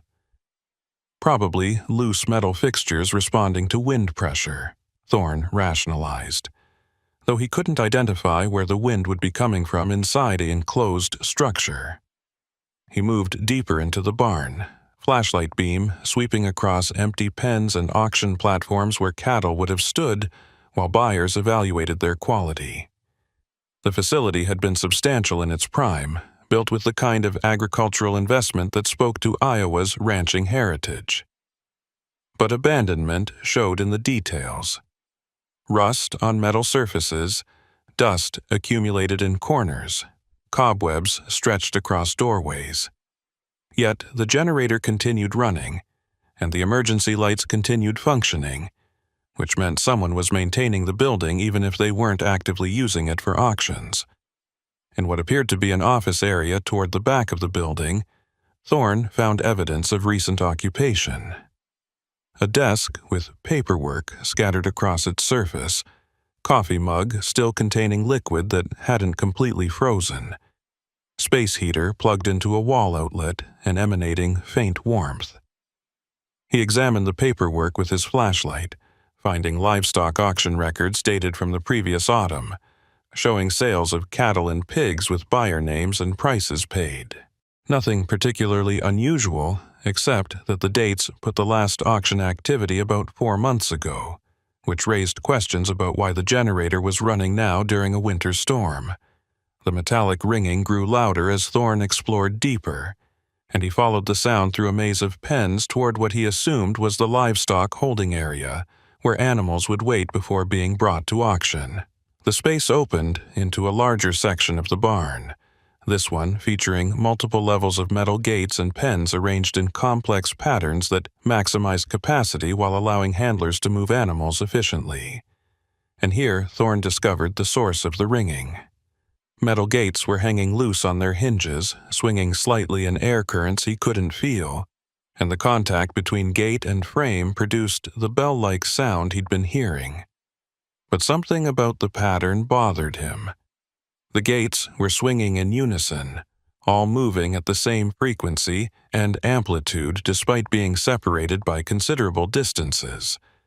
Natural wind patterns shouldn't produce such coordinated movement, and the air inside the barn felt still despite the blizzard raging outside.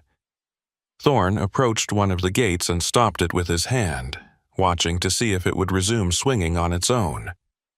For several seconds it remained motionless, then slowly began moving again, building momentum until it matched the rhythm of the other gates around it.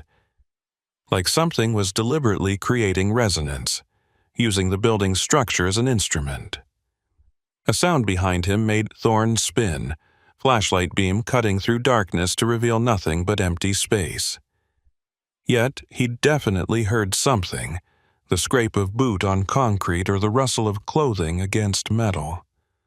"I know someone's here," he called out, trying to keep his voice steady. "I'm not looking for trouble, just waiting out the storm.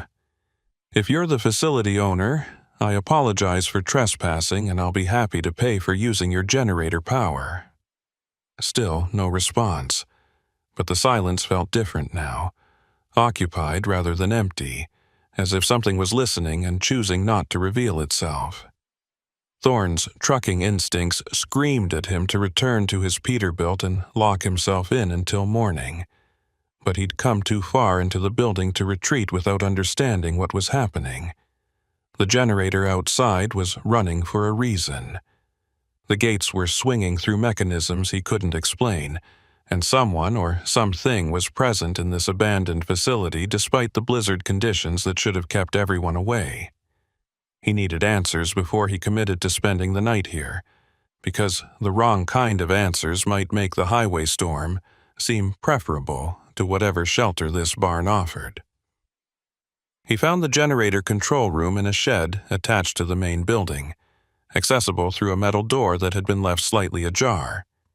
Inside, the diesel unit rumbled with mechanical reliability, fuel gauge showing 3/4 full, temperature and pressure readings all within normal parameters. Someone had definitely serviced this equipment recently, probably within the past few days, because diesel generators didn't maintain themselves through Iowa winters. Next to the generator sat a propane heating system with lines running throughout the building, explaining the relative warmth inside. Both systems had been activated deliberately, which meant someone had prepared this facility to accommodate people during the storm. A logbook sat on a shelf above the generator controls, and Thorne flipped through pages with growing unease. The entries were written in multiple hands, different people documenting generator starts and fuel consumption over the past several months. But the pattern was wrong. The generator had been started primarily during severe weather events, blizzards and ice storms when travel would be dangerous and shelter would be valuable. And each entry included notes about guests taking refuge, numbers ranging from 1 to 7 individuals, though no names were provided. The most recent entry was dated tonight, written in neat cursive. Generator started 2100 hours. Expected guests 3 to 5. Facility prepared. Thorne's breath caught. Someone had known the storm was coming and had prepared this facility to trap travelers who sought shelter here. But for what purpose? Robbery seemed most likely. Isolated drivers carrying valuable cargo or personal possessions, desperate enough to abandon caution in exchange for protection from the elements. But the preparation suggested something more elaborate than simple theft. An organized operation that required advanced planning and multiple participants. He needed to get back to his truck immediately and radio for help, assuming he could get enough cell signal or CB range to reach someone who could respond. He was turning to leave when he heard voices. Not from inside the building, but from outside, approaching through the storm. Multiple people talking in low tones, their words muffled by wind, but carrying the unmistakable cadence of human conversation. Thorne killed his flashlight and pressed against the generator room wall, watching through a gap in the door as shadows moved across the snow-covered parking area. 3 figures, maybe 4, bundled in winter gear and carrying what looked like tools or equipment. They moved toward the barn's main entrance with the confidence of people who knew exactly where they were going. The voices grew clearer as they entered the building. Male voices primarily, with at least one female, discussing something about timing and the schedule and making sure everything's ready before they arrive. Thorne's mind raced through scenarios. These people clearly operated this facility as some kind of trap for stranded travelers. But what happened to the travelers after they took shelter? Were they robbed and released, or was this something darker? The logbook mentioned guests without explaining what became of them, and the care taken to maintain the generator and heating suggested an operation that had been running for months or possibly years. He couldn't get back to his truck without crossing open ground that the newcomers would see, and hiding in the generator room only delayed the inevitable confrontation. His only option was to move deeper into the barn and find another exit, hoping the building had multiple access points designed for livestock movement. Thorne slipped out of the generator room and worked his way through the maze of pens, using the metallic ringing of swinging gates to mask the sound of his own movement. Behind him, the voices grew louder as the newcomers spread through the facility, clearly searching for something or preparing the space for whatever came next. In a corner of the livestock holding area, Thorne found stairs leading down to a lower level he hadn't known existed. The steps were concrete, worn smooth by decades of boots, and they descended into darkness that his flashlight barely penetrated. He took the stairs carefully, knowing that a fall down here would leave him injured and helpless, and emerged into a basement space that ran the length of the building.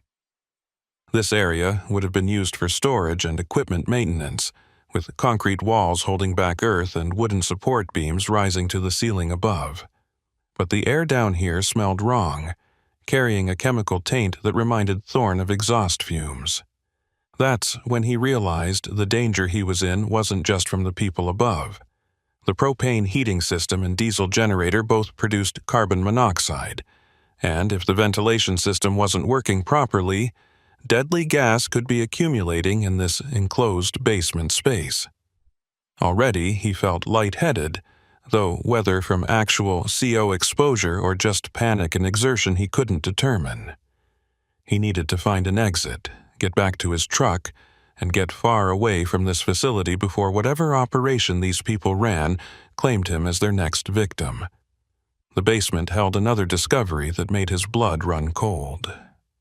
Storage lockers lined one wall, the kind with combination locks that promise security for valuable contents.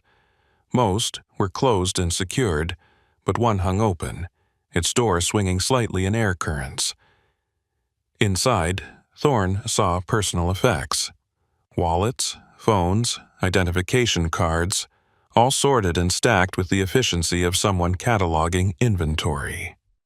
He recognized some of the IDs as commercial driver's licenses, people who drove trucks for a living just like him, at least a dozen different individuals represented, their belongings stored down here like trophies, or evidence that needed to be hidden from casual discovery. Thorne's hands shook as he examined the driver's licenses, recognizing the format and state seals that marked them as legitimate documentation: Kansas, Nebraska, South Dakota, Iowa itself. Drivers from across the Midwest who'd disappeared under circumstances that probably mirrored his own situation.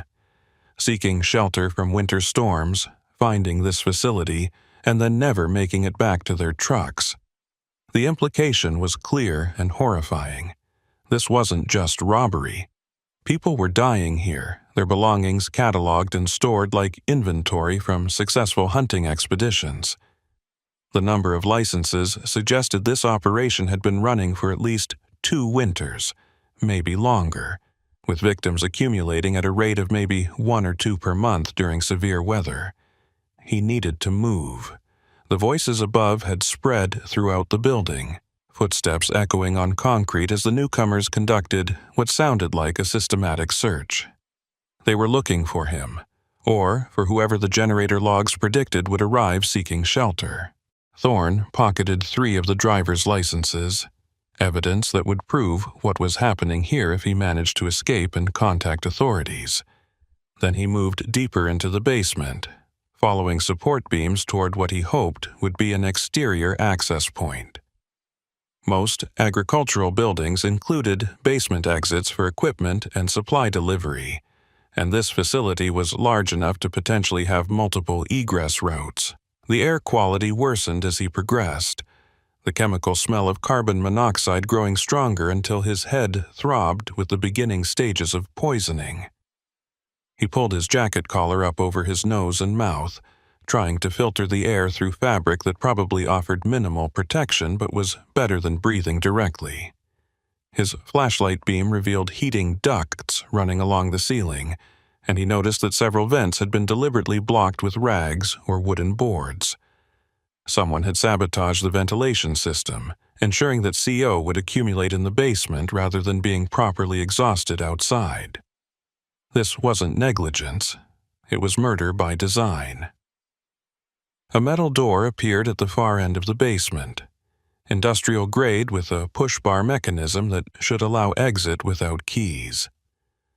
Thorne hit the bar with his shoulder and felt the door resist, then give slightly before stopping against something blocking it from outside.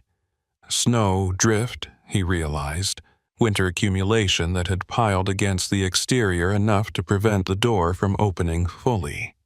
He threw his weight against it repeatedly, opening a gap of maybe 6 inches that let in a blast of freezing air and swirling snow. The gap was too narrow for his body, but it provided fresh oxygen and a potential escape route if he could clear enough snow. Behind him, footsteps descended the basement stairs, multiple people moving with the coordinated efficiency of a practiced team. Flashlight beams swept across the space, and Thorne heard a male voice call out with false friendliness. "Driver, we know you're down here. Generator logs showed your truck arrived, and we're just trying to help you get through the storm safely. No need to hide." The statement was absurd, given what Thorne had discovered, but it confirmed that these people monitored arrivals and had anticipated his presence. The generator logs that mentioned expected guests weren't predictions. They were hunting schedules. Thorne wedged himself into a gap between support beams and killed his flashlight, gambling that darkness would provide better concealment than movement. The CO exposure was making him dizzy, thoughts fragmenting in ways that suggested his judgment was already compromised. He needed fresh air desperately, but opening that door wider would create noise that would pinpoint his location. Through the 6-inch gap, wind howled with the fury of the blizzard, and he could see nothing but white chaos that promised death by exposure, almost as certainly as staying here promised death by poisoning or violence. The searchers spread through the basement systematically, checking behind equipment and storage areas with thoroughness that spoke to experience finding hidden people. Their flashlight beams created moving shadows that made the space feel surreal, and Thorne fought the urge to simply step out and confront them.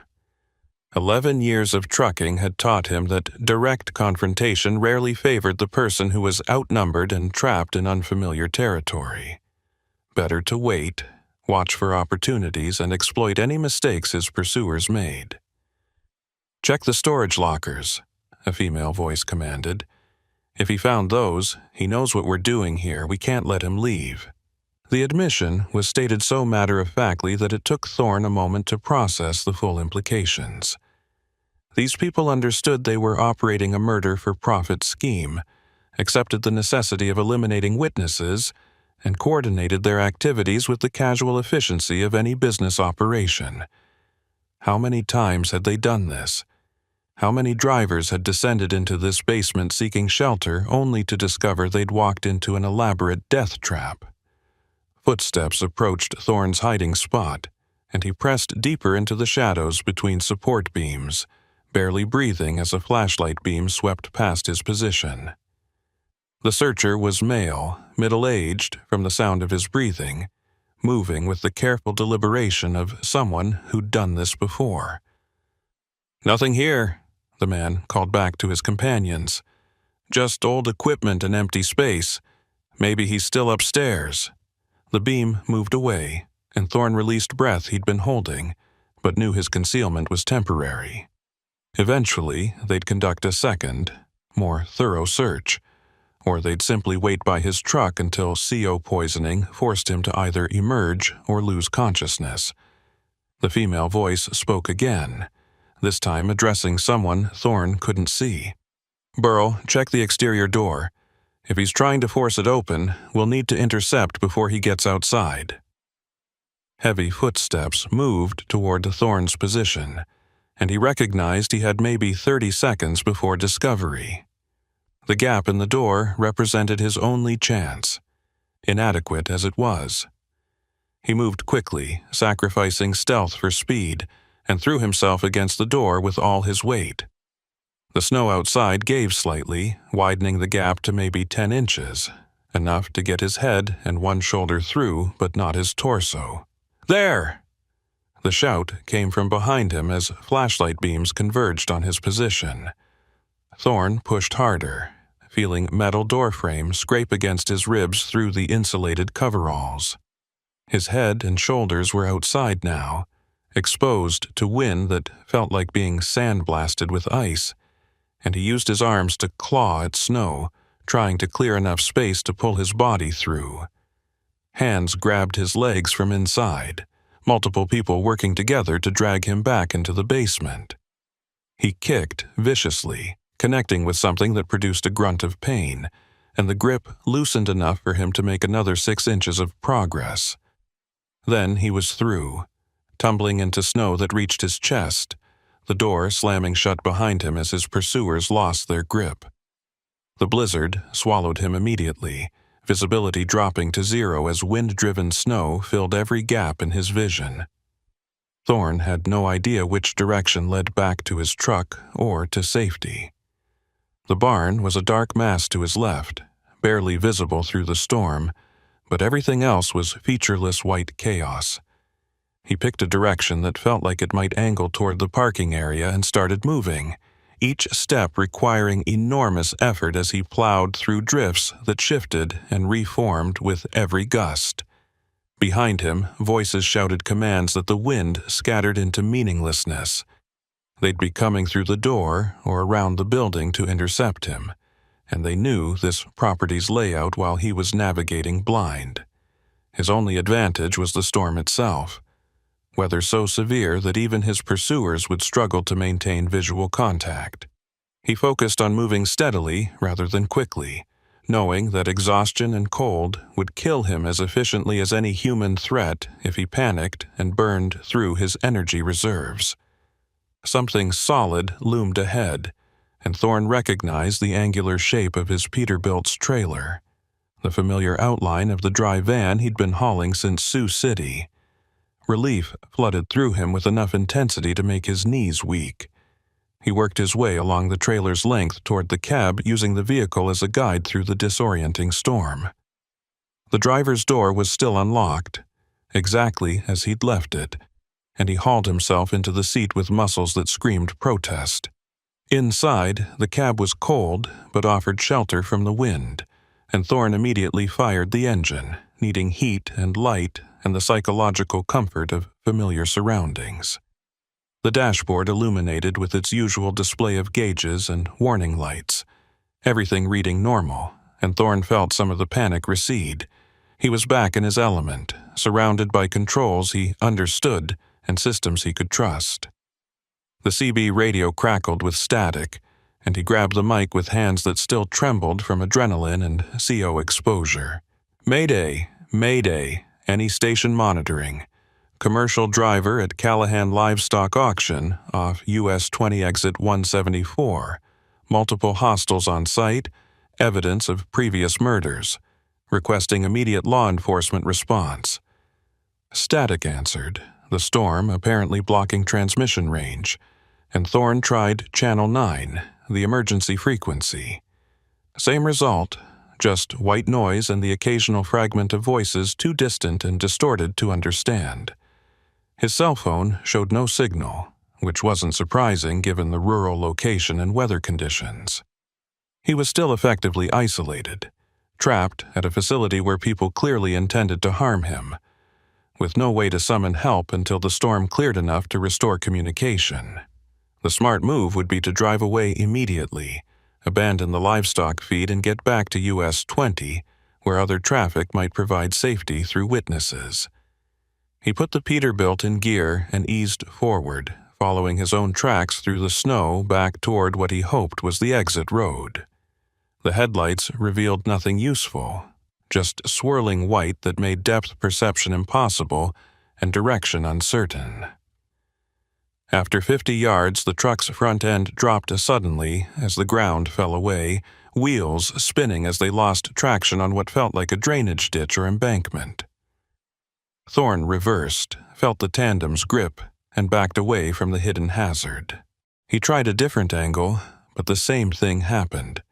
Wheels finding empty air where solid ground should have been. The realization settled over him like a weight. They'd prepared this trap thoroughly, knowing that drivers who escaped the building would try to flee in their vehicles. The parking area had been designed or modified to funnel trucks into positions where leaving became difficult or impossible without daylight and clear visibility. Even if he could navigate out during the blizzard, they might have blocked the exit road or sabotaged it in ways he wouldn't discover until his truck was high-centered or stuck in a position where recovery required equipment he didn't have. Thorne killed the headlights and watched through his mirrors as flashlight beams appeared near the barn, multiple figures spreading out to search the parking area. They were being methodical, checking around the building first before expanding their search pattern. He had maybe 5 minutes before they reached his position, and then what? They couldn't physically drag him out of a locked truck, but they could damage his vehicle, disable it, and wait for exposure or CO poisoning to force him out. Or they could use weapons, shooting through the windows or setting fire to the cab, options that someone willing to commit serial murder wouldn't hesitate to employ. His eyes fell on the trailer behind him, 53 feet of enclosed space filled with feed bags. The dry van wasn't climate-controlled, but it was insulated and weatherproof, and the rear doors opened from inside using an emergency release mechanism required by federal safety regulations. If he could get into the trailer without being seen, he'd have a hiding place they might not think to check immediately. More importantly, the trailer's interior would be warmer than staying in the cab with the engine off, and he could potentially wait them out until dawn brought better visibility and hopefully passing traffic on US 20. Thorne grabbed his flashlight and emergency kit, then slipped out of the cab on the passenger side, using the truck's bulk to shield his movement from the searchers. The wind immediately tried to knock him down, and snow stung exposed skin on his face with enough force to draw blood. He worked his way along the trailer's length to the rear doors, found the external latch, and pulled. The doors swung open with a groan of cold metal, revealing darkness and the distinctive smell of processed grain. Thorne climbed inside, pulled the doors closed behind him, and engaged the interior latch that would prevent them from being opened from outside without tools. The trailer's interior was pitch black and disorienting, his flashlight beam revealing stacks of feed bags rising to the ceiling. The space was narrow, maybe 8 feet wide, with cargo secured on pallets that left minimal room for movement. But it was dry and significantly warmer than outside, the insulation and residual heat from the bags themselves creating a microenvironment that felt almost comfortable after the brutal cold.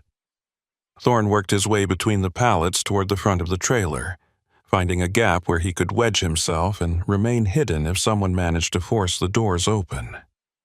Outside, he heard engines starting, multiple vehicles moving around the parking area. They were organizing a systematic search, using their own trucks to provide light and mobility. Thorne checked his phone again, hoping that being inside the metal trailer might somehow improve signal reception, but the screen still showed no bars. He was completely cut off, dependent entirely on his own resources and whatever mistakes his pursuers might make. 11 years of trucking had prepared him for mechanical failures, weather emergencies, and even basic medical crises.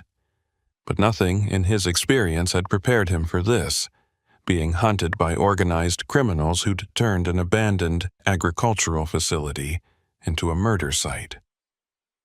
His mind raced through options, each one problematic.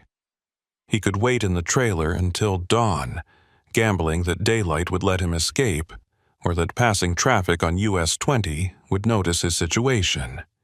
But if these people maintained watch through the night, he'd emerge to face the same hostile situation with the added disadvantage of exhaustion. He could try to barricade himself and hope the storm cleared enough for CB or cell communication to work. But that was passive, surrendering initiative to people who clearly had more experience with this scenario than he did. The third option was riskier, but potentially more effective. He could use the trailer as shelter while planning an active countermeasure, something that would disrupt their operation and create opportunities for escape.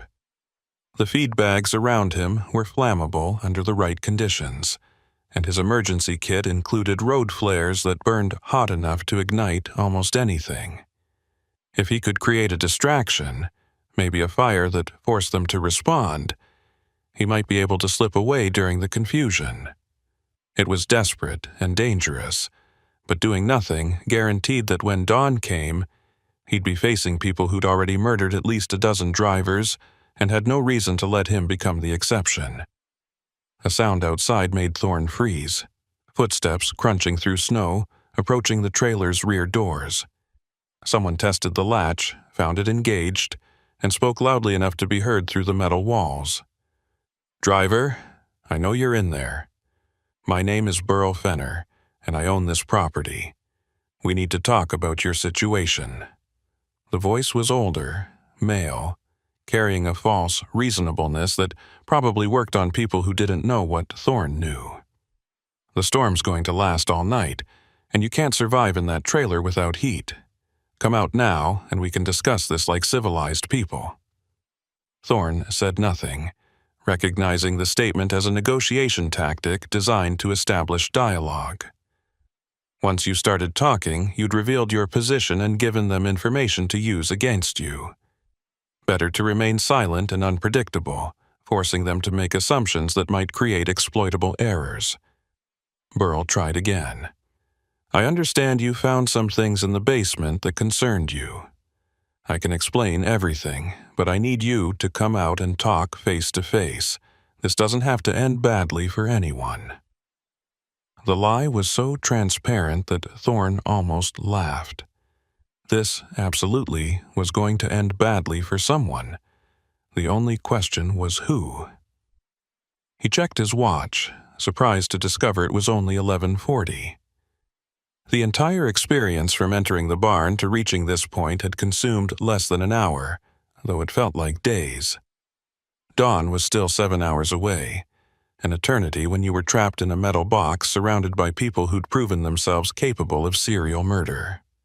Burl's voice returned, sounding less friendly now. "Driver, you're making this harder than it needs to be. We control this property. We control your vehicle, and we control whether you survive until morning. The smart move is to cooperate before someone gets hurt." The threat was clear, but Thorne noticed something interesting. They weren't trying to force the doors or damage the trailer. That suggested either they lacked tools for the job, or they were concerned about damaging cargo that might have value. The livestock feed wasn't particularly valuable, but they might not know that, and preserving his ignorance might be the leverage he needed. "I've got a full load of controlled pharmaceuticals," Thorne called out, improvising. "Worth about $2 million on the black market. You damage this trailer or threaten me, and you lose the whole shipment. But if we negotiate properly, maybe we can both walk away with something." The lie came easily, born from 11 years of talking his way through weigh stations and customer complaints. He had no idea if they'd believe him, but desperation made people receptive to possibilities they'd normally question.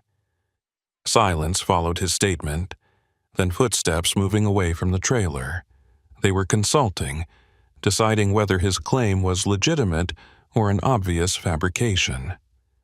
Thorne used the time to inventory his emergency kit properly. Road flares, first aid supplies, energy bars, water bottles, basic tools. Nothing that qualified as a weapon, but plenty that could be improvised for purposes the manufacturers never intended. The road flares were his best option, capable of burning at nearly 2,000 degrees Fahrenheit and producing enough smoke to create confusion and potentially trigger CO alarms if this facility had any functional safety systems. Burl's voice returned, but this time he wasn't addressing Thorne. He was speaking to his companions, voice carrying through the trailer walls despite attempts at discretion. "If he's telling the truth about pharmaceuticals, this could be our biggest score ever. But we need to verify before we commit resources." A female voice responded, the same one Thorne had heard in the basement. "Check the manifest. Most pharmaceutical loads have paperwork visible through the cab windows. If he's lying, we proceed with standard protocol." Standard protocol. The phrase made Thorne's stomach clench, confirming that this operation had been refined through repetition. They had procedures for every scenario, responses they'd practiced until they became routine. He was just another problem to be solved using methods they'd already perfected on previous victims.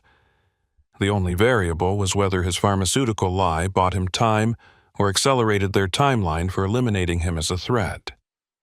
Thorne heard them moving around his truck, doors opening and closing as they searched the cab for documentation that would verify or disprove his pharmaceutical claim. He'd left his bills of lading in the driver's side door pocket. Paperwork that clearly identified his cargo as livestock feed worth maybe $8,000 total.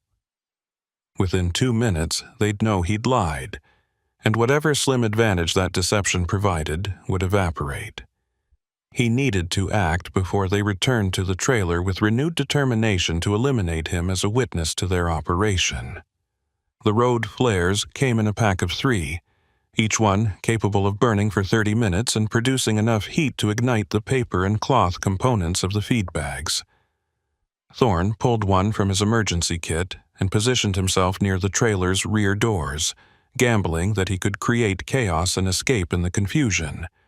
But the more he considered the plan, the more problems emerged. Starting a fire inside an enclosed metal container while he was still inside was suicide by smoke inhalation. And even if he somehow escaped, setting fire to his own trailer would destroy his livelihood and potentially face him with criminal charges for arson and reckless endangerment. "He's lying!" The female voice carried clearly through the trailer walls. "Cargo manifest shows livestock feed, Shipper is a grain mill in Sioux City. There's no pharmaceuticals, just cattle supplements and hay pellets. Burl's response was quieter but audible. Then we proceed as planned. Standard protocol, clean sweep. Vehicle gets stripped for parts tomorrow after the storm clears. The casual way they discussed his murder made Thorne's hands shake with rage as much as fear. These weren't desperate criminals acting on impulse. They were business people discussing the disposal of an inconvenient asset. Footsteps approached the trailer again, and this time Thorne heard the distinctive sound of tools. They were going to force the doors, either using pry bars or cutting equipment. He had maybe 3 minutes before they breached his shelter and found him wedged between feed pallets with nowhere left to run. The flare plan was looking less suicidal and more like his only remaining option.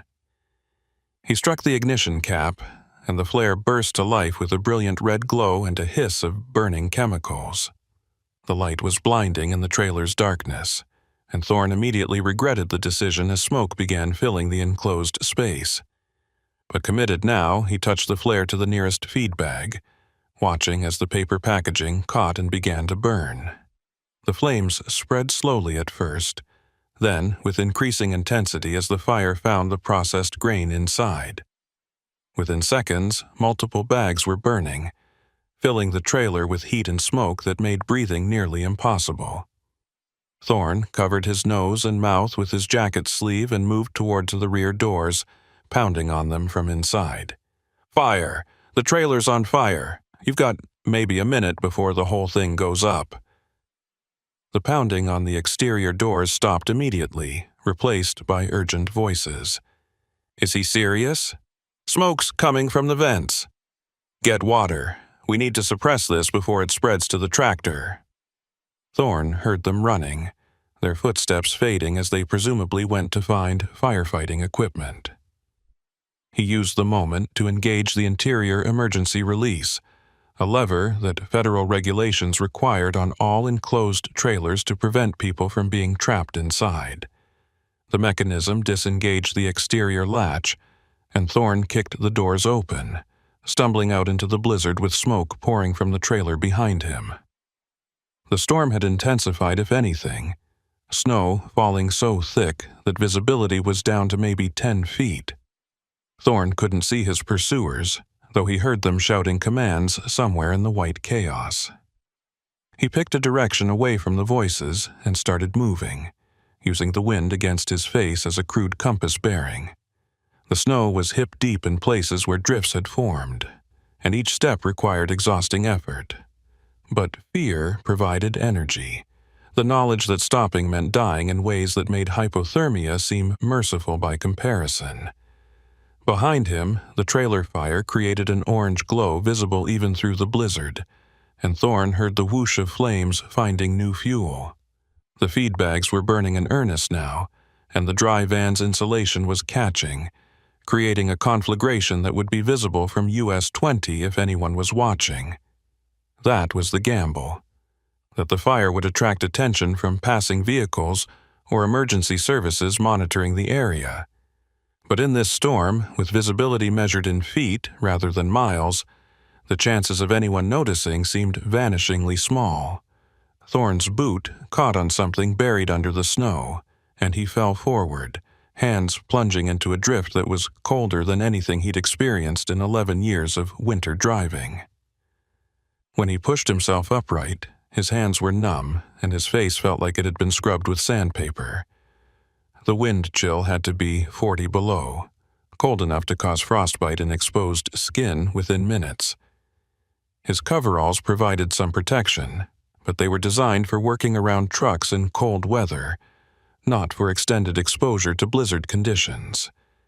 He needed to find shelter soon, or the storm would finish what Burl Fenner's operation had started. A dark shape loomed ahead, and Thorne recognized a vehicle, though not his own truck. This was a pickup, probably belonging to one of the people hunting him, and it had been left running with interior lights on. Through the fogged windows he could see the glow of a dashboard and what looked like radio equipment. Someone had been monitoring communications, possibly trying to intercept any calls Thorne might have made if his CB or cell phone had worked. The vehicle represented transportation and shelter, but it also represented a trap. Taking it would alert his pursuers immediately, and they'd have other vehicles to give chase. But Thorne was out of options. Continuing on foot in this storm guaranteed death by exposure within the hour. He yanked open the driver's door and climbed inside, immediately hit by warmth that felt like salvation. The keys were in the ignition, and the fuel gauge showed 3/4 full. The radio equipment mounted on the dashboard was sophisticated, police scanner quality, capable of monitoring multiple frequencies simultaneously. He scanned through the channels and heard what he'd feared. They were coordinating on a private frequency using handheld radios to organize the search. Subject escaped from trailer fire, last seen heading northwest toward the tree line. That was Burl's voice, calm and professional. "Leona, take the west perimeter. I'll cover north. He's on foot in a blizzard, so effective search radius is maybe a 1/4 mile. We find him in the next 30 minutes or nature does the work for us." Another voice responded, female, the one Thorne had heard earlier. "Copy that. What about the fire?" Burl's answer was pragmatic. "Let it burn. We'll report it as storm-related damage tomorrow. Right now, the priority is containment." Containment. They were talking about him like he was a chemical spill or hazardous waste that needed to be cleaned up before anyone noticed. Thorne put the pickup in gear and eased forward, testing the vehicle's response to snow conditions. The truck had 4-wheel drive and good tires, probably winterized specifically for operating in these conditions. It handled the drifts competently, and Thorne felt a surge of hope. If he could find the exit road and make it back to US 20, he'd have a chance of flagging down another truck or reaching a location with working communication. The problem was navigation. The storm had disoriented him completely, and the property's layout was unknown territory. He could be driving deeper into the facility or toward the exit road. No way to know without landmarks that were invisible through the blizzard. His only reference was the burning trailer, the orange glow that marked where he'd started. He kept that light behind him and drove in what felt like a straight line, hoping geometry would eventually lead him to a property boundary or road. The radio crackled with Burl's voice. "Who's got the west pickup? Someone respond." Silence followed, then, "Vehicle's gone. Subject took the west pickup in his mobile. All units converge on the exit road. We can't let him reach the highway." Thorne's advantage had been discovered faster than he'd hoped, but at least now he knew he was heading in the right direction. If they were moving to block the exit road, that meant he was moving toward it. Headlights appeared in his mirrors, 2 sets, both closing fast. They knew this property intimately and could drive aggressively while Thorne was forced to navigate cautiously through terrain he couldn't see. The chase would be measured in seconds, not minutes. He pressed the accelerator harder, feeling the truck's tires break traction and slip before the 4-wheel drive system compensated. The exit road had to be close, just beyond the next drift or around the next building.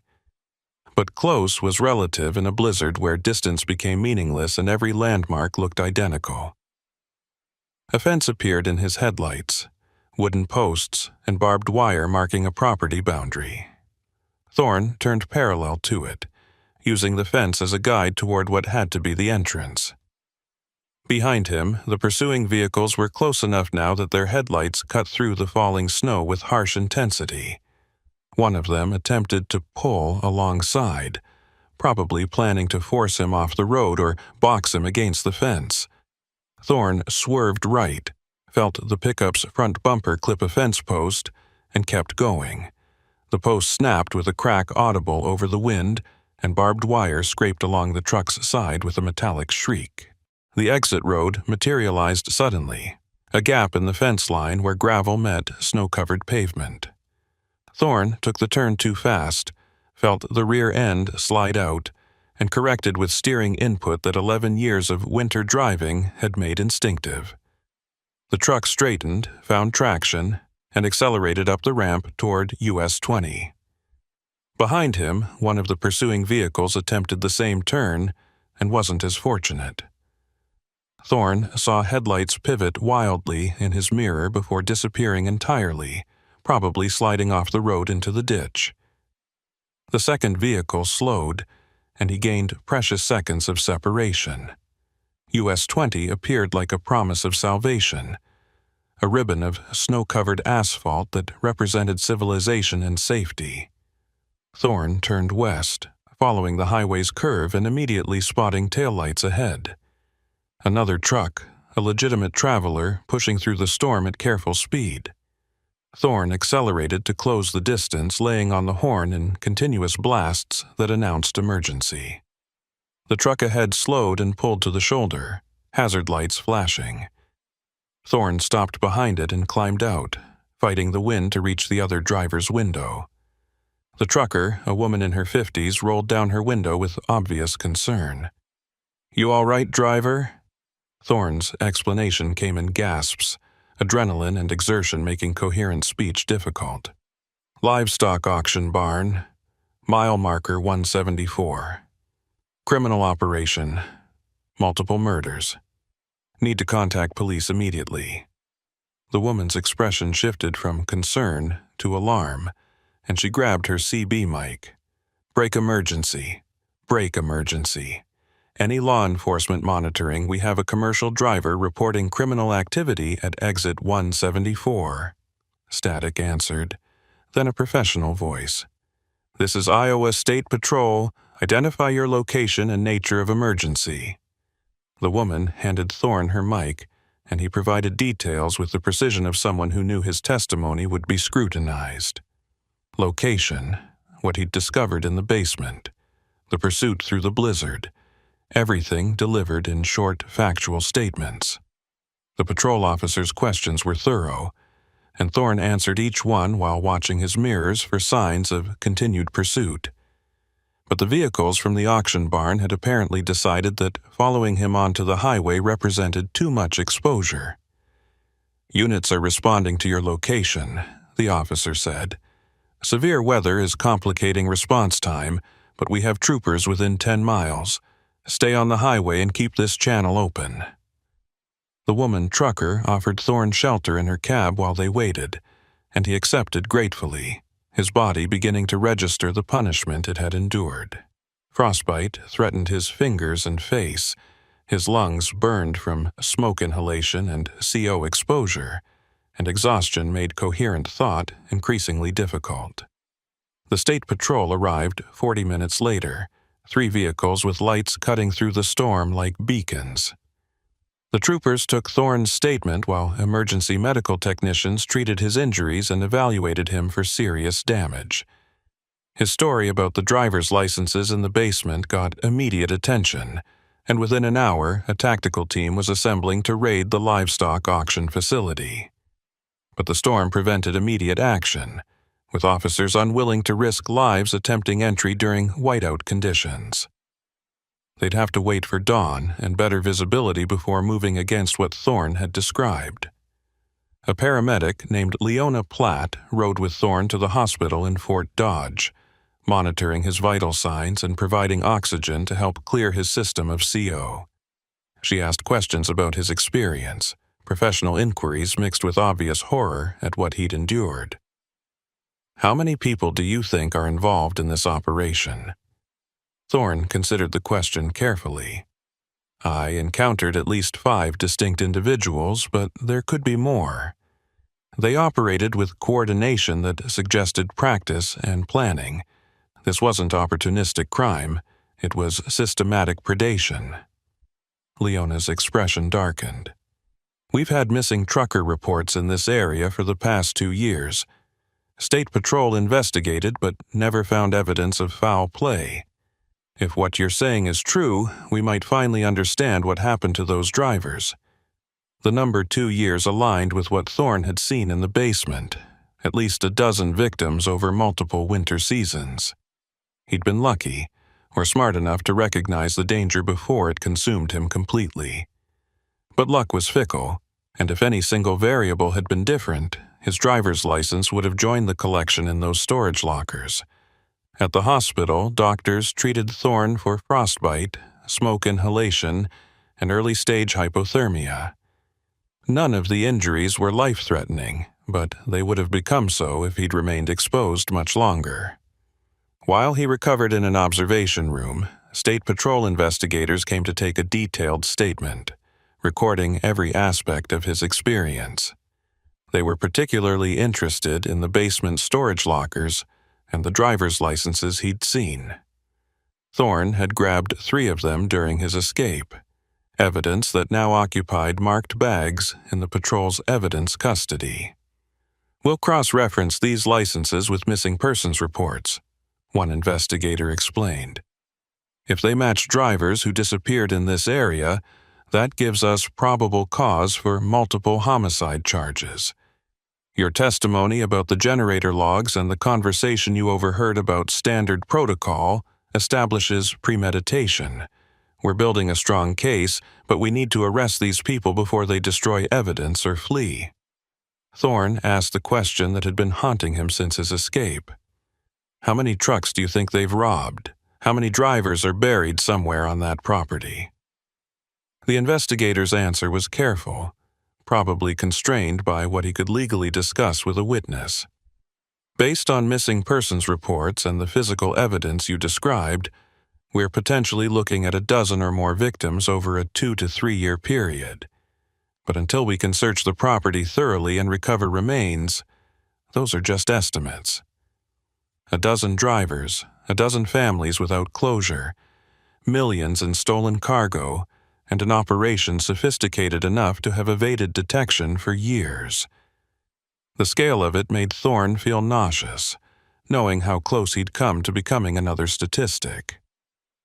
Dawn brought clearing skies and temperatures that remained brutally cold, but at least allowed visibility. The tactical team moved on the livestock auction facility at 7:30 a.m., finding it abandoned. Burl Fenner and his accomplices had fled during the night, taking whatever evidence they could transport and leaving behind a burning trailer that had collapsed into a smoking ruin. But the basement remained intact, and forensic teams recovered exactly what Thorne had described. Storage lockers filled with personal effects from missing drivers, a ventilation system deliberately sabotaged to accumulate CO, and most damning, generator logs documenting guests who arrived during storms and never left. The property search expanded to surrounding farmland, and within 3 days investigators had located a section of woods where ground-penetrating radar suggested multiple burial sites. The excavation would take weeks, but preliminary findings confirmed human remains consistent with the missing drivers' descriptions. DNA testing would take longer, but the investigators were confident they'd identified the dumping ground where Burl Fenner's operation had disposed of victims for at least 2 winters. Thorne remained in Fort Dodge for 4 days, giving depositions and helping investigators understand the operation's methodology. The burned trailer and stolen pickup were recovered, both processed for evidence that might help identify the perpetrators. Security footage from a truck stop 30 miles away showed several individuals matching descriptions Thorne provided, fueling a multi-state manhunt. But Burl Fenner and his closest associates had vanished, probably anticipating that eventually their operation would be discovered and maintaining escape plans for exactly this scenario. The story broke regionally within a week, news outlets reporting on the highway horror house and the trucker who'd escaped a murder operation disguised as storm shelter. Thorne gave one interview to a transportation industry magazine, feeling obligated to warn other drivers about the specific tactics he'd encountered. But he refused most media requests, uncomfortable with being labeled a hero when he felt like someone who'd simply survived through luck and desperate improvisation.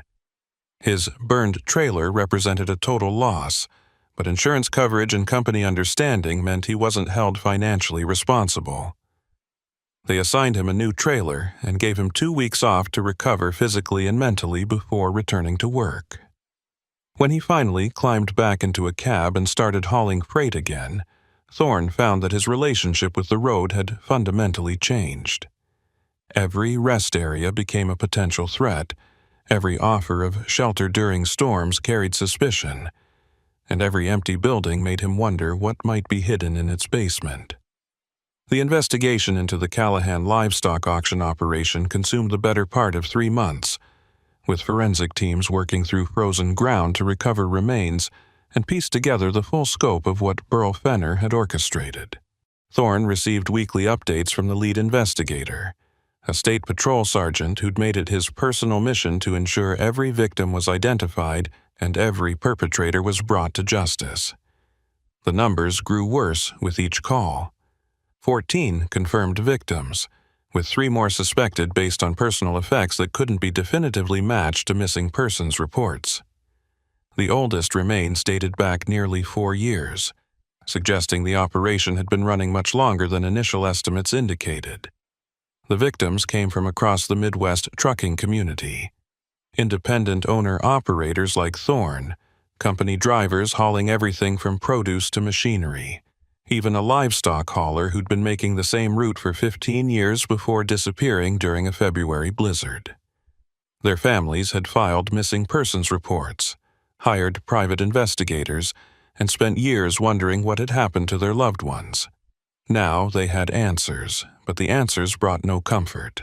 Their fathers and mothers and brothers and sisters had been murdered for cargo that was already insured, killed to protect a criminal enterprise that existed solely because winter storms created opportunities to prey on isolated travelers.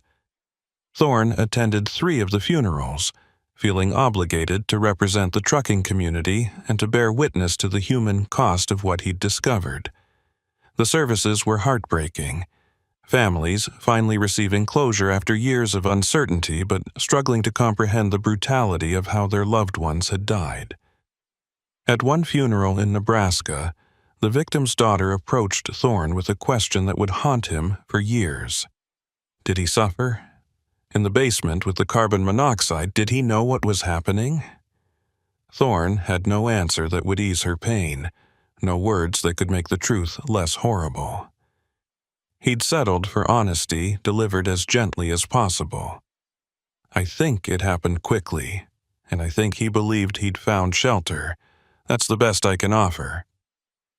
The manhunt for Burl Fenner and his accomplices expanded to include federal agencies when evidence revealed the operation had been fencing stolen cargo through interstate networks.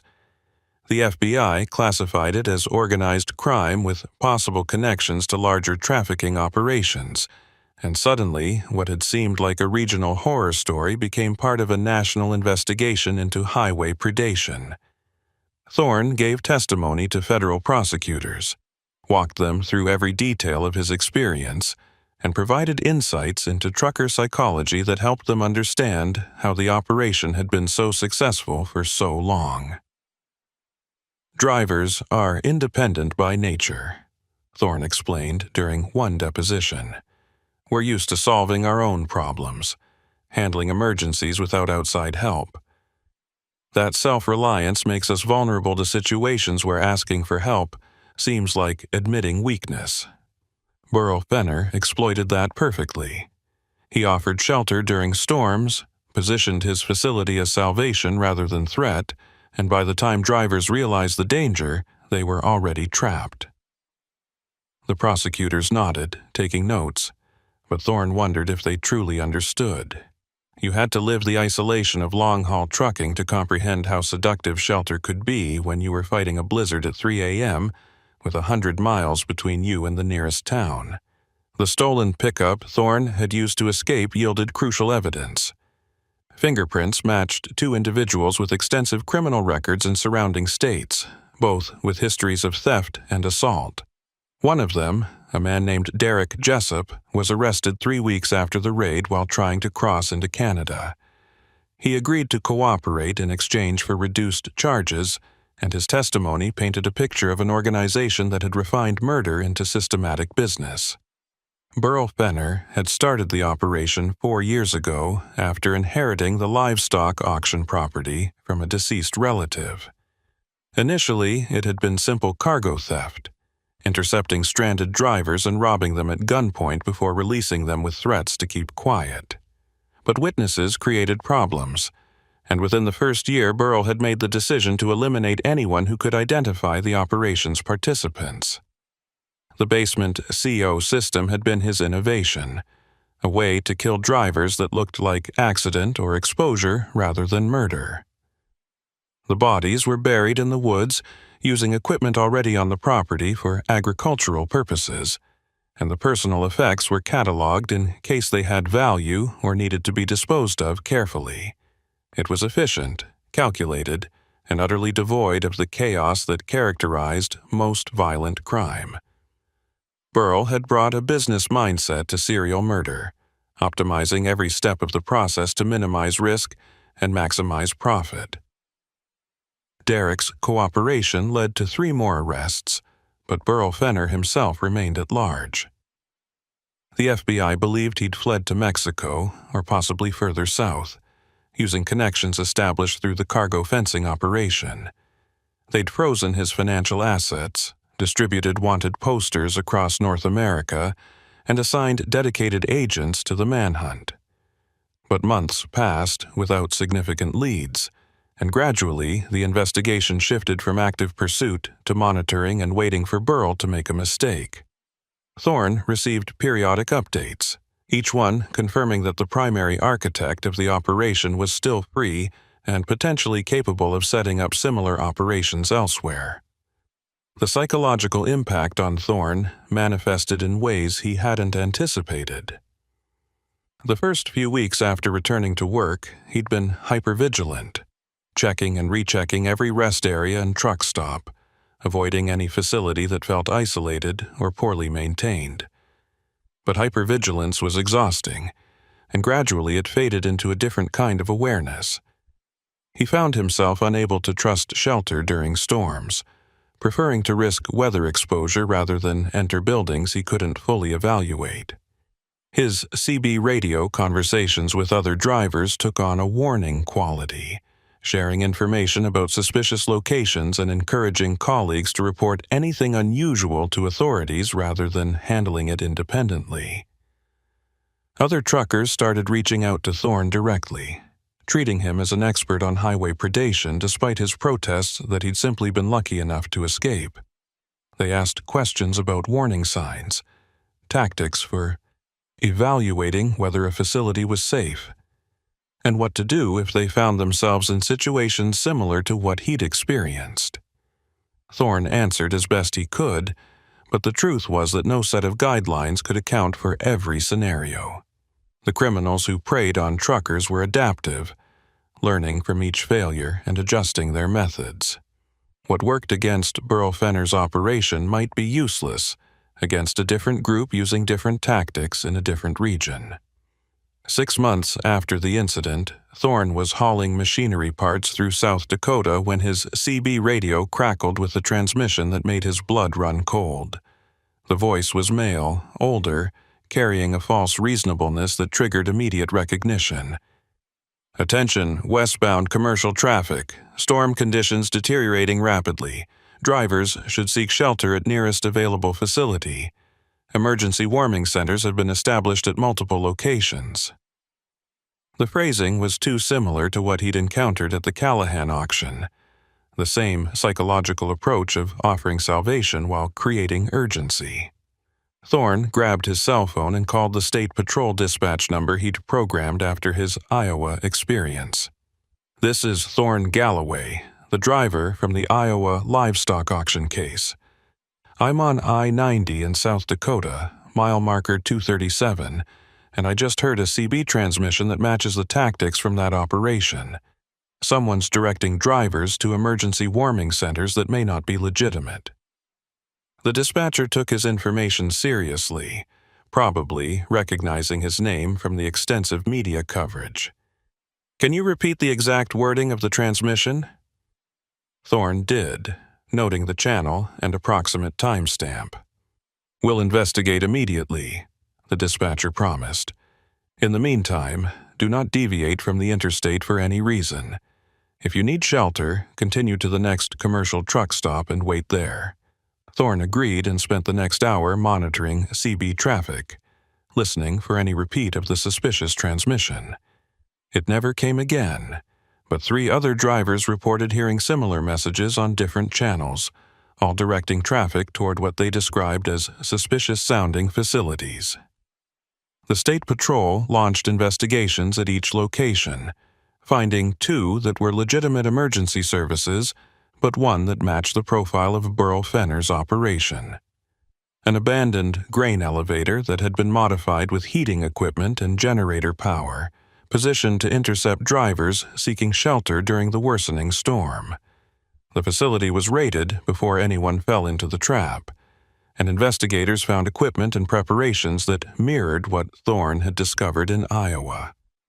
But the people operating it had fled before law enforcement arrived, abandoning the site so quickly they'd left personal belongings and documentation behind. The FBI analyzed everything recovered and confirmed what Thorne had feared. This wasn't a copycat operation. It was the same organization, Burl Fenner's group, that had relocated and was attempting to continue their predatory business using refined tactics learned from their failure in Iowa. The discovery triggered a multi-state task force dedicated to identifying and shutting down similar operations before they could claim victims. Thorne was invited to participate as a consultant, providing insights into trucker behavior and psychology that helped law enforcement understand how to detect these facilities. He agreed reluctantly, knowing that involvement would consume time he needed for actual paying work, but feeling obligated to prevent others from experiencing what he'd survived. The task force meetings were held monthly, bringing together state patrol representatives, FBI agents, trucking industry advocates, and survivors like Thorne who could speak to the victim's perspective. The work was simultaneously frustrating and enlightening. Frustrating because they were always reactive, responding to reports of suspicious facilities rather than preventing them from being established. Enlightening because the scope of the problem was far larger than anyone had initially realized. Highway predation wasn't just Burl Fenner's operation. It was an ecosystem of criminal activity that exploited the trucking industry's isolation and independence. Some operations were opportunistic, robbing drivers who stopped at poorly chosen locations. Others were systematic, creating elaborate traps that mimicked legitimate services. A few were even more sinister, involving human trafficking or using truckers as unwitting couriers for contraband. Thorne's role in the task force evolved from consultant to advocate, representing the trucking community's perspective in discussions about policy and enforcement. He pushed for better communication systems that would allow drivers to report suspicious facilities in real time without compromising their safety. He advocated for mandatory safety inspections of any facility that advertised services to commercial drivers. And he worked with trucking companies to develop training programs that would help new drivers recognize predatory tactics before they became victims. The work was meaningful but emotionally draining, requiring him to revisit his trauma repeatedly while hearing similar stories from other survivors. 1 year after the Iowa incident, Thorne was hauling furniture through Nebraska when he stopped at a truck stop he'd been using for years. The facility was clean, well-maintained, and staffed by people who knew him by name. While fueling, another driver approached him, a younger man maybe 6 months out of CDL school.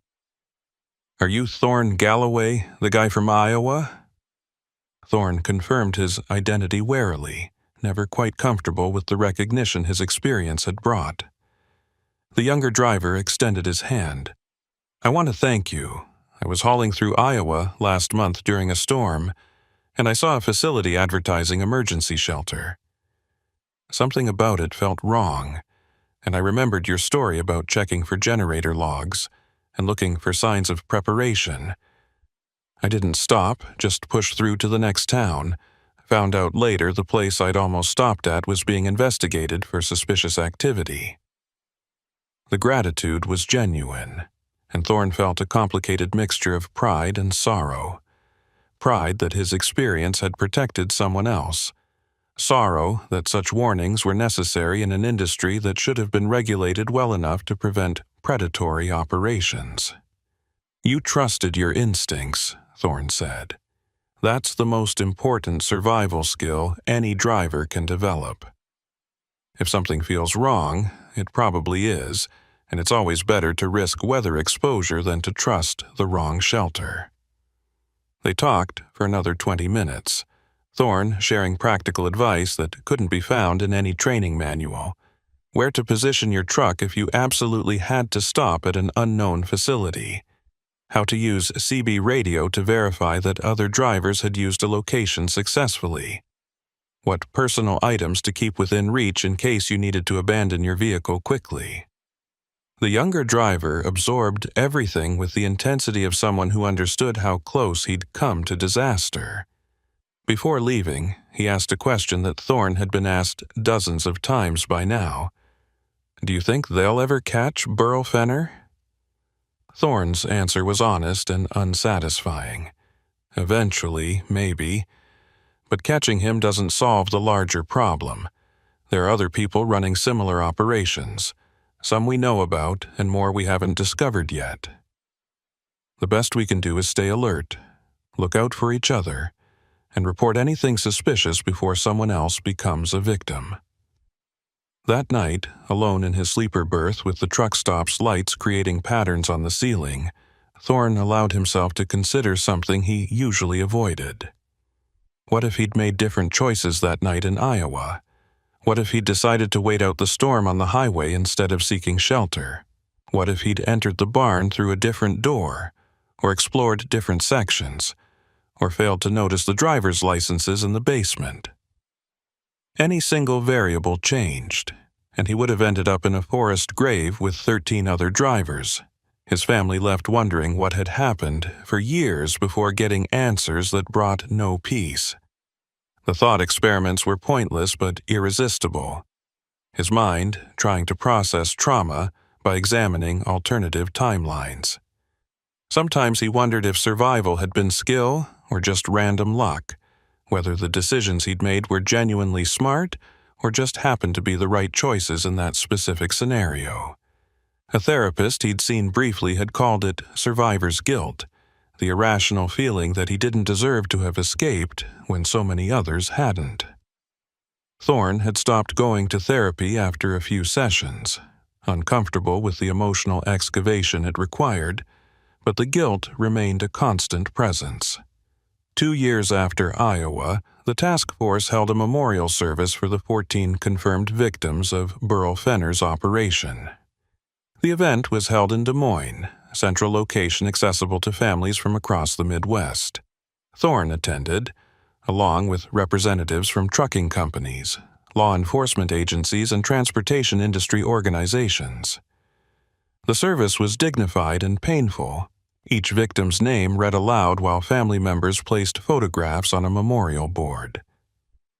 Thorne recognized faces from the driver's licenses he'd seen in the basement, now connected to stories about people who'd had families and dreams and futures that had been stolen for cargo worth less than most people's annual salary. After the service, several families approached Thorne to thank him for bringing their loved ones' killers to justice, though the phrase rang hollow given that Burl Fenner remained free. One widow, a woman in her 70s whose husband had been hauling cattle feed for 40 years before disappearing, gripped Thorne's hand with surprising strength. He always said trucking was the safest job he'd ever had because he controlled his own destiny. Turns out, destiny wasn't his to control after all. The statement encapsulated something Thorne had been struggling to articulate. The illusion of control that made trucking attractive was exactly what made drivers vulnerable to predatory operations that understood how to exploit that independence. The memorial service marked a turning point in how Thorne thought about his experience. It wasn't just a personal trauma or even a criminal investigation. It was a symptom of systemic vulnerabilities in an industry that moved trillions of dollars of goods annually, but often treated drivers as expendable resources. The fact that Burl Fenner's operation had lasted 4 years before being discovered spoke to failures at multiple levels. Law enforcement that didn't coordinate across jurisdictions, trucking companies that didn't adequately protect their drivers, communication systems that left people isolated during emergencies, and a cultural emphasis on independence that discouraged asking for help. Thorne began speaking at trucking industry conferences, using his platform to advocate for structural changes that would make operations like Burl Fenner's more difficult to establish. He pushed for mandatory GPS tracking that would alert companies when drivers deviated from planned routes for extended periods. He advocated for vetted networks of emergency shelters that drivers could trust during storms. He worked with technology companies to develop apps that would allow drivers to rate and review facilities in real time, creating crowdsourced safety information that could warn others about suspicious locations. Some of his proposals were implemented, others faced resistance from companies concerned about costs or drivers worried about privacy implications of increased monitoring. But slowly, incrementally, the industry began taking highway predation seriously as a safety issue rather than just a criminal justice problem. Training programs started including segments on recognizing predatory tactics. CB radio protocols were established for reporting suspicious facilities, and truck stops began installing panic buttons and emergency communication systems designed to help drivers summon help when they couldn't use standard phones or radios. 3 years after Iowa, Thorne was hauling electronics through Montana when his phone rang with a number he'd learned to recognize as the FBI task force coordinator. "We found him," the agent said without preamble. "Burl Fenner. Mexican authorities arrested him 2 days ago at a border crossing, trying to enter Guatemala with forged documentation. He's being extradited back to Iowa to face murder charges." The news should have brought satisfaction or closure, but Thorne felt only a hollow acknowledgement. Catching Burl wouldn't resurrect 14 dead drivers or restore the years their families had spent wondering and grieving. "What about his accomplices?" Thorne asked. "The people who were with him that night?" The agent's response was measured. "We've arrested 6 individuals connected to the operation. 3 more are still outstanding, including the woman you heard giving orders in the basement. We believe she's Burl's daughter, and she may be attempting to continue operations elsewhere using different methods. The investigation remains active." So, even with Burl in custody, the threat persisted, carried forward by people who'd learned the business and saw no reason to stop as long as vulnerable drivers and winter storms continued to exist. The trial took place 9 months later in an Iowa courthouse that was packed with family members, media representatives, and truckers who'd taken time off work to witness justice being served. Thorne testified for 3 days, walking the jury through every detail of his experience. The prosecution built their case methodically, using forensic evidence, victim testimony from families, and Derek Jessup's cooperation to establish the scope of Burl's operation. The defense attempted to argue that Burl was merely running a shelter service, and that any deaths were accidental results of carbon monoxide exposure rather than intentional murder. The jury didn't buy it. After 2 days of deliberation, they returned guilty verdicts on 14 counts of first-degree murder, multiple counts of theft, and various charges related to operating a criminal enterprise. The judge sentenced Burl Fenner to life in prison without possibility of parole, to be served consecutively for each murder count. It was the harshest sentence Iowa law allowed, and Burl showed no emotion as it was delivered, maintaining the same cold pragmatism he'd demonstrated when running his operation. Outside the courthouse, Thorne spoke briefly to assembled media, keeping his statement focused on the victims rather than the perpetrator. 14 people died because they trusted that shelter during a storm would be safe. They were fathers and mothers, brothers and sisters, experienced professionals who'd been driving for decades. They deserve to be remembered for their lives, not just their deaths, and their families deserve to know that their loved ones didn't die forgotten. He refused to answer questions about Burl Fenner, unwilling to give the man any more attention than he'd already received. But that night, alone in a motel room near the courthouse, Thorne allowed himself to feel something he'd been suppressing throughout the trial. Not satisfaction at the guilty verdict, but rage at the casual cruelty Burl had displayed during testimony. The man had shown no remorse, no acknowledgement that he'd destroyed families and communities for cargo that insurance had already compensated. He'd testified about the operation like he was describing any business venture, discussing victims as assets and murders as risk mitigation. The dehumanization was complete and absolute, and it left Thorne wondering how many other people in the world operated with that same absence of empathy. 4 years after Iowa, Thorne was still driving, still hauling loads across the Midwest, still monitoring CB radio for suspicious transmissions that might indicate new predatory operations. The burns he'd suffered from the trailer fire had healed. The frostbite damage to his fingers had mostly resolved, and the psychological trauma had settled into something manageable, if never fully overcome. He'd learned to live with constant vigilance, accepting it as the price of staying safe in an industry where threats could materialize from any storm or isolated facility. The younger drivers who approached him at truck stops asked different questions now than they had in the immediate aftermath of Iowa. Instead of wanting to hear the story of his escape, they asked practical questions about risk assessment and decision-making. How do you evaluate whether a facility is safe? What signs indicate a location should be avoided? When is it better to risk weather exposure rather than trust uncertain shelter? Thorne answered each question thoroughly, treating it as an opportunity to pass along survival knowledge that might prevent future tragedies.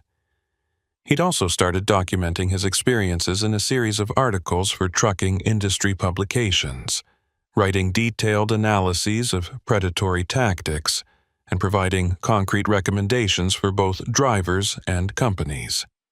The writing was therapeutic in ways he hadn't expected, forcing him to articulate lessons learned and organize them into frameworks that others could apply. One article about recognizing psychological manipulation tactics during emergencies had been reprinted by multiple safety organizations and incorporated into driver training programs across North America. But despite the advocacy work, the speaking engagements, and the satisfaction of knowing he'd prevented others from falling into similar traps, Thorne couldn't shake the fundamental unease that had settled over his relationship with the road. Every storm felt like a potential threat. Every isolated facility looked like a possible trap. And every CB radio transmission carried the possibility of being the bait that would lure another unsuspecting driver to their death. The industry he'd loved for 11 years before Iowa had become something darker and more complex, an ecosystem where commerce and predation coexisted in ways that were impossible to fully eliminate. 5 years after Iowa, on a frigid December night while hauling through South Dakota, Thorne's CB radio crackled with a transmission that proved his vigilance remained necessary. The voice was female, young, using phrasing that was almost identical to what Burl Fenner's operation had employed. Attention, eastbound traffic. Severe weather ahead. Emergency shelter available at the Morrison Grain Cooperative. Exit 214.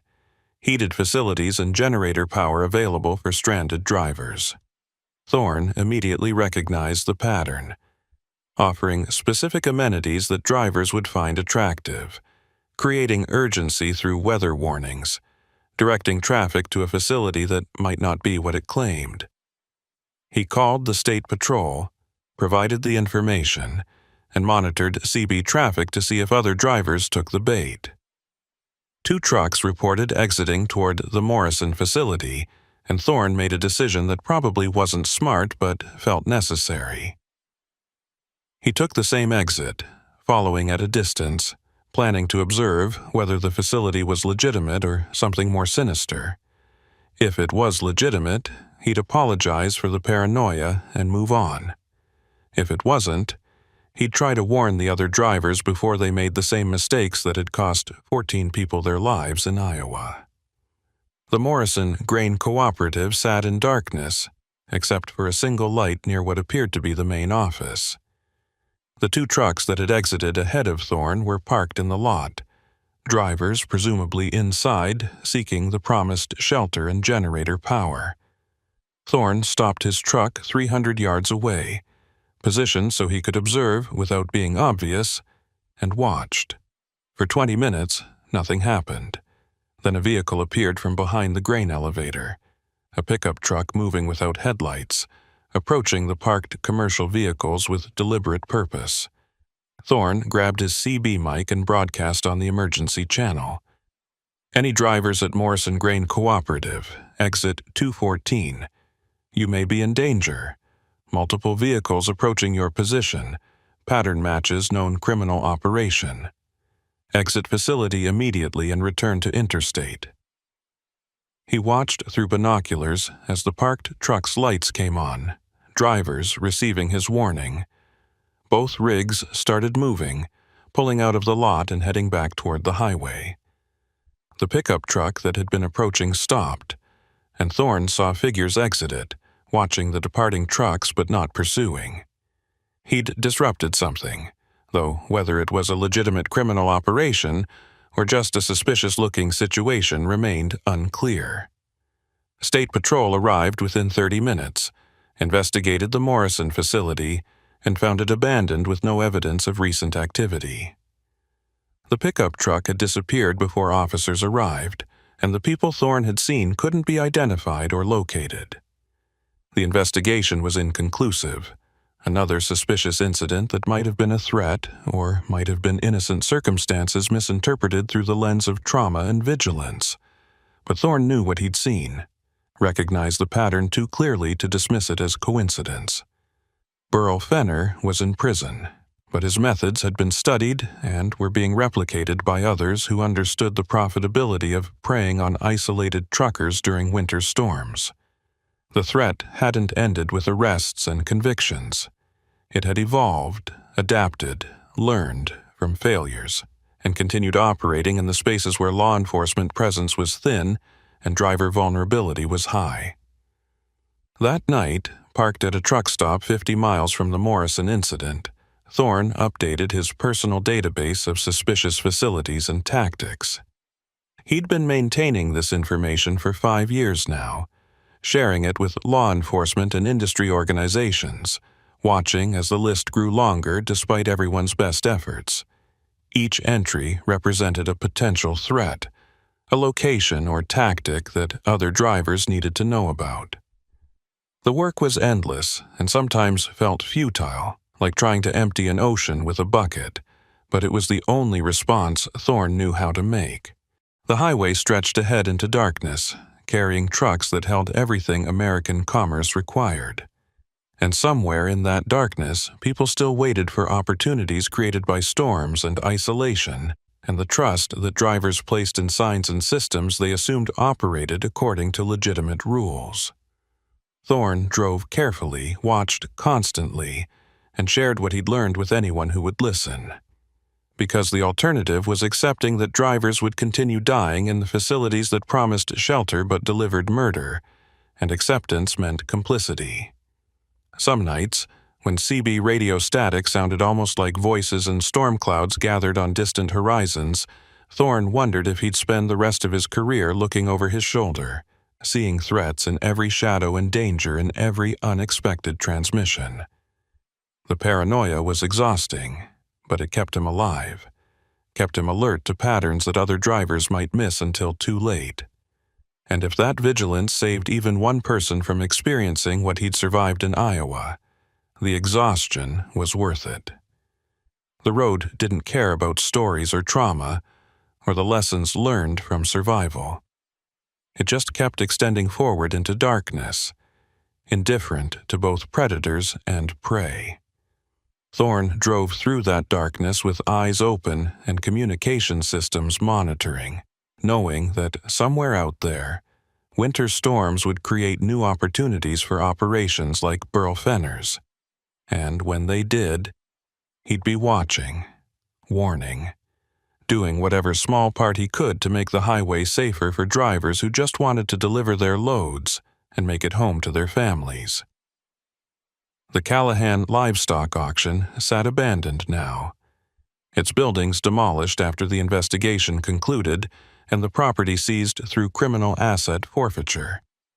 But the empty space where it had stood remained a memorial to the 14 drivers who'd died there, a reminder that evil could flourish in the most ordinary-seeming places when isolation and opportunity aligned. Thorne passed that exit sometimes during runs through Iowa, always noting the absence where the facility had been, always remembering the night he'd sought shelter and found nightmare instead. And sometimes, late at night when exhaustion made thoughts drift into dark territories, Thorne wondered about the accomplices who'd never been caught. Burl's daughter still operating somewhere with knowledge and methods learned from years of systematic murder. The others who'd been in that basement, searching for him while discussing standard protocol with the casual efficiency of business professionals. They were still out there, possibly setting up new operations, definitely sharing what they'd learned with others who saw value in predatory tactics. The highway was an ecosystem, Thorne had learned, and ecosystems always contained predators alongside their prey. The only question was whether the prey stayed alert enough to recognize danger before stepping into traps that promised shelter but delivered death. For Thorne, that alertness had become permanent, a lens through which he viewed every facility and every storm. Some drivers thought he was paranoid, overcautious to the point of interfering with efficient operation. But those drivers hadn't seen what he'd seen, hadn't felt metal gates swinging in impossible synchronization or smelled carbon monoxide accumulating in basement shadows. The work continued, the vigilance remained, and somewhere in America's heartland, winter storms kept falling on highways where drivers sought shelter from cold that could kill as surely as any human predator. Thorne drove through those storms with lessons learned and warnings ready, knowing that his survival had purchased an obligation to protect others from threats they might not recognize until escape became impossible. It wasn't the career he'd imagined when he'd first climbed into a truck 11 years ago. But it was the one he had, and he'd learned to carry its weight alongside the cargo that still needed hauling through darkness toward distant destinations.